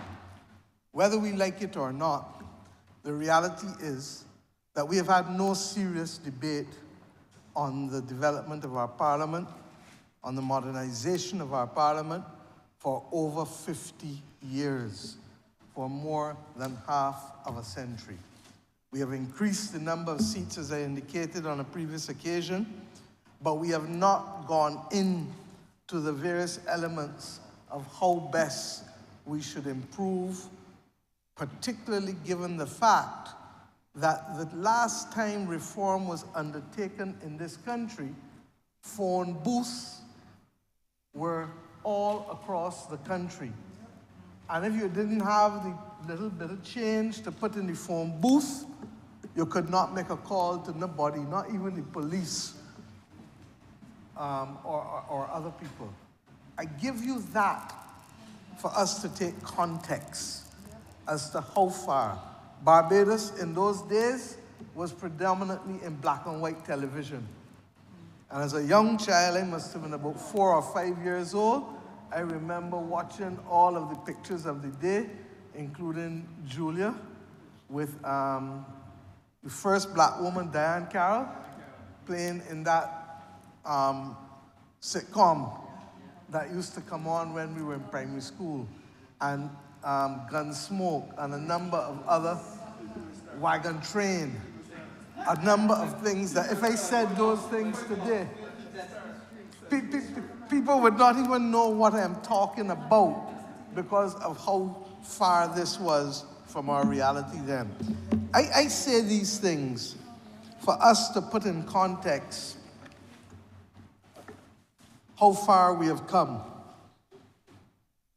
without changing the fundamental structures of our government. And we don't want change for the sake of change, because Barbadians learned the hard way in 2008 that an entreaty to change for the sake of change led to the lost decade. So that change in and of itself is not necessarily being recommended. Now, having said that, we knew from the outset, from our own parliamentary party meetings, that there is not everything that is in here that meets or enjoys the favor of either the whole parliamentary party or parts of the parliamentary party. And there are things in here that I don't agree with, as I said, and there are things in here that others have not agreed with. But I urge us to be able to disagree without disrespect, because that is the nature of the society we are trying to build in this country. I have already indicated to this Honourable House that the government will have a position on certain matters that should go to a joint select committee to determine how best, or how, or if, or when we put certain things in place to be able to deal with respect to the matter of some of these suggestions, whether it be national MPs, whether it be diasporic MPs, whatever those, the Deputy Prime Minister says those are higher order things. Well, I'm not sure if they're higher order or not, but there are things that are not of immediate decision. What I have served notice on is the desire of the government to be able to ensure that there are a few things that may not be able to await the conclusion of that all-party working group. And one of those relates to the fact that we feel strongly that ministers should have a right of audience in both houses. Because in a very real sense, we are asking others to carry a brief that ought really to be carried by the line minister, and who is best positioned to be able to respond to the concerns of the rest of Parliament, while at the same time being in a position to listen to the rest of Parliament as to the things that they would like to see with respect to affairs pertaining to the particular portfolio. We've also indicated, and I have, that there are matters later this year. The Honourable President's term will come to an end, and therefore we must be in a position to ensure that the country's business and our head of state's appointment and election by Parliament continues apace without any improper delay whatsoever. So that this work here will continue. And whether it continues through immediate action of the executive, triggering action of Parliament, or whether it continues through action of the Management Commission of Parliament, working on a joint select committee to be able to determine those things that are best determined by the Joint Select Committee of Parliament, they will all take place. And there may be some instances, I think that there is virtual unanimity, Mr. Speaker, that you may well create history by being the last person who sits in that chair coming from an elected bench. And I think that all of us in here, from what I can gather, find favor with that. And that is not to get you out of a job, because you are in the job until such time as an election is called, and we are, by law, just over 2 years away from that date. Or just about 2 years, I should say, because it's the end of June yesterday. With respect to the issue of quotas. I made my position known already, and I've heard others in here on it. The matter of a code of conduct for parliamentarians does not need to await any higher order purposes. The matter of access to constituency representation funds and the issue of the revision of the pension age, those do not need to await any higher order matters. And all of those could as well come more or less in quick order. But we do accept that there are some things that require the deliberate further research of others. I do not like the idea of a salaries review committee, but I do not intend at the end of my political career to bind future parliaments. And that will be the subject of a debate. But I understand the wisdom of our prime ministers who went before, who understood the manner in which we were able to maintain relativities in this country by having the salaries of the political class tied to the movement of salaries of the public service class at the same time. And in a country this small, I believe there is wisdom in maintaining that type of position. Now, there is an anomaly in here, and I'm surprised, I'm not sure if a member spoke about it, where persons who are ministers and MPs receive different salaries from persons who are ministers and senators and who do not carry the same weight of constituency representation, and it has remained in that way for some time. I spoke also about the importance of putting terms and conditions in place for former presidents and former persons who have served, prime ministers, former other persons who have served in high office. And that is largely because, as I said, the notion that a president who has not lived in their own house for years, having to just resettle overnight, is something that we need to think through and recognize that that's not always possible. And therefore, in addition to what is here, after consultation with the current head of state and former heads of state or heads of government, I intend to ensure that we put a package in place that is befitting of the office of those who have served at the very highest level as President or Governor General of Barbados. I simply want to say that I was truly disappointed in the speech of the Leader of the Opposition, purely because I thought he would have used the opportunity to be able to address matters that may elevate the functioning of our Parliament and to move beyond the usual harangue and allegations of despotic behavior. I believe the member for St. James Central dealt with him appropriately this morning with respect to that type of behavior. And perhaps he himself finds himself in a different and a difficult situation, particularly given that he had committed that he would speak to his constituents, having not done so before he crossed the floor.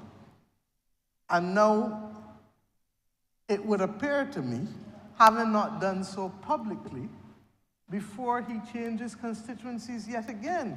And the member for St. James Central shared what all of the rest of us have been aware of, that he's actually written the General Council of the Democratic Labour Party to change from the constituency of Christchurch South to the constituency of St. John. Now, if he feels that would give him his best chance, then so be it. I wish him well, but I say to him simply that what is good for one is not always good for others. And he will take his chances, and we will see what we will see. But I wish him the very best. Recognizing, however, that this party has now put on the ground a record of representation for the people of St. John that I really would want to associate with. And that record is not based on being a leader of a party, but is based on seeing the residents of St. John, working with the residents of St. John, hearing the concerns of the residents of St. John, and moving forward with it. As I said, I really am a little disappointed because the debate was not intended to be a debate for talking for the sake of talking, and it therefore pains me that we were not able to get more out of this than we did. Look, fundamentally, Mr. Speaker, leadership is not about tearing down things and tearing down everything you cannot control. And I say so because in the last 2 weeks, I have had cause twice to deal with those who want to tear down Barbados. Because you're not only tearing down this government, you're tearing down Barbados. Those who would put fake news out there about us seeking to ban the President of the United States from coming here, nonsense. Those who would put fake news as recent as last Friday morning about Barbados having received an advisory from the US government. There is clearly somebody who is getting something out of this by being able to undermine and destabilize the country of Barbados. And I ask us all to remain vigilant because, as I said, with respect to the democracies in which we live, the spectacle of fake news and AI-generated media, regrettably, is now a part of our environment. And we need to be able to make sure that we can treat to it. So I say again, leadership is not about tearing down everything that you cannot control. Indeed, it is really about building institutions that would outlast you. That's what Grantley Adams did when he introduced cabinet government in this country with the Bush experiment. That's what the Right Excellent Earl Walton Barrow did when he carried this country to independence. That is what the Right John Michael Jeffrey Manningham Adams did when he introduced the amendments to the Tenantries Freehold Purchase Act that would make tens of thousands of people owners of property in this country. That is what leadership is about. Building institutions and programs that will outlast us all. I want to say to our country and to Bajans, this government will not, Mr. Speaker, be distracted. And while the leader of the opposition will choose to play politics, we will choose to build out the independent Republic of Barbados. While the leader of the opposition will choose to throw stones week after week after week and rocks week after week after week, we will lay the foundations. And while he will stand acting as he does, from sort of vocal to shouting in frustration, Mr. Speaker, we will continue to serve the people of this nation.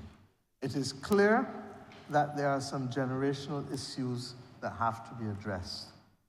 And you heard it play out in this debate today. We will address some of those generational issues as best we can, but some of them are really for the purview of the Management Commission. And the Code of Conduct, in my view, is the first one, Mr. Speaker, that the Management Commission ought to be addressing. And we can't say that we don't know why or how, because we've had sufficient cause in the last few decades for us to understand why this is a critical action that must be taken. With respect, as I said, to those things that have and constitute a drain on the public purse, particularly constituency, representational allowances, etc., or funds, we will do the research, and I would wish a combination of persons. I've asked Cabinet Office to do a research paper, but I also feel that Parliament itself may well want to examine whether it ought not to be the place where these things ought not also to be located. So we have clarity as to whether the constituency representational allowances ought to be within the context of Parliament, or ought to be within the context of the executive, recognizing that Parliament also receives its funds, but Parliament does its own budget, and invariably I do not treat the Parliament in the same way that I treat other government departments, as you know already. For the most part, therefore, sir, I think we have had a good debate. I think that Barbados can say that for the first time in a half a century, we have the possibility of reviewing how best we can improve how we govern ourselves. And I look forward now to the actual execution of those policies that will allow us to have the rubber hit the road and to bring improvements to the people of this country. I'm obliged to all honourable members who spoke and to recognize that for reminding the public that the whip was effectively off, and therefore you would have heard a range of views coming from the government side, recognizing that persons were given the opportunity to speak their minds on the policy initiatives that are before us. But having said that, the government will have to govern, and it is at that point that the whip will come back on and that we will take the decisions that we have to take to be able to move, or in the case of the Management Commission will also act in the interest of Parliament as a body itself, since it is the Management Commission that manages and leads the affairs of this Honourable Parliament. I started the debate last week by reminding us that this was the 75th year in which Barbadians celebrate the right to vote without any consideration of property or any other qualification other than the attainment of an age. It was originally set at 21 years old. It has gone to 18 years old.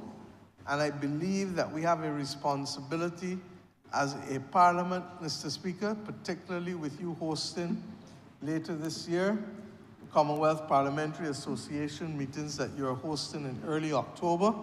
I believe between now and February next year, which will be the actual 75th anniversary of the proclamation of the Representation of People Act, that we have a responsibility to undertake a level of public education.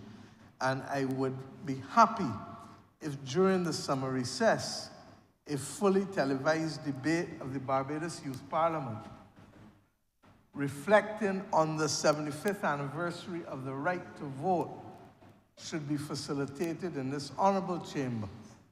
And in the same way that we, as the members of Parliament, as we sit today, are given the right for broadcast and coverage, I would wish that the Barbados Youth Parliament be able to have that opportunity to debate a resolution reflecting on the 75 years and pointing on the way forward as they see it with respect to the state and quality of our democracy. And if that can find favor with you, sir, then I simply say, would you please ensure that it be done? With that, thank you very much, and I look forward to being able to lead some of these changes, the one that will ultimately ensure that also your name goes into history as the last serving Speaker of the House of Assembly to have been elected from the benches of this country. And I say to the leader of government business in this House and to the leader of government business in the other place that we will now need to meet and discuss also the parameters of what goes to the Joint Select Committee for them to review. I imagine that it will take some time since the rest of Parliament's work will not come to an end, but will continue on a parallel track. Thank you, Mr. Speaker, and I beg to move that this resolution do now pass, sir. The question is that this resolution do now pass. All those honourable members in favor, please say aye. Those against, please say no. We think the ayes have it. This resolution stands passed.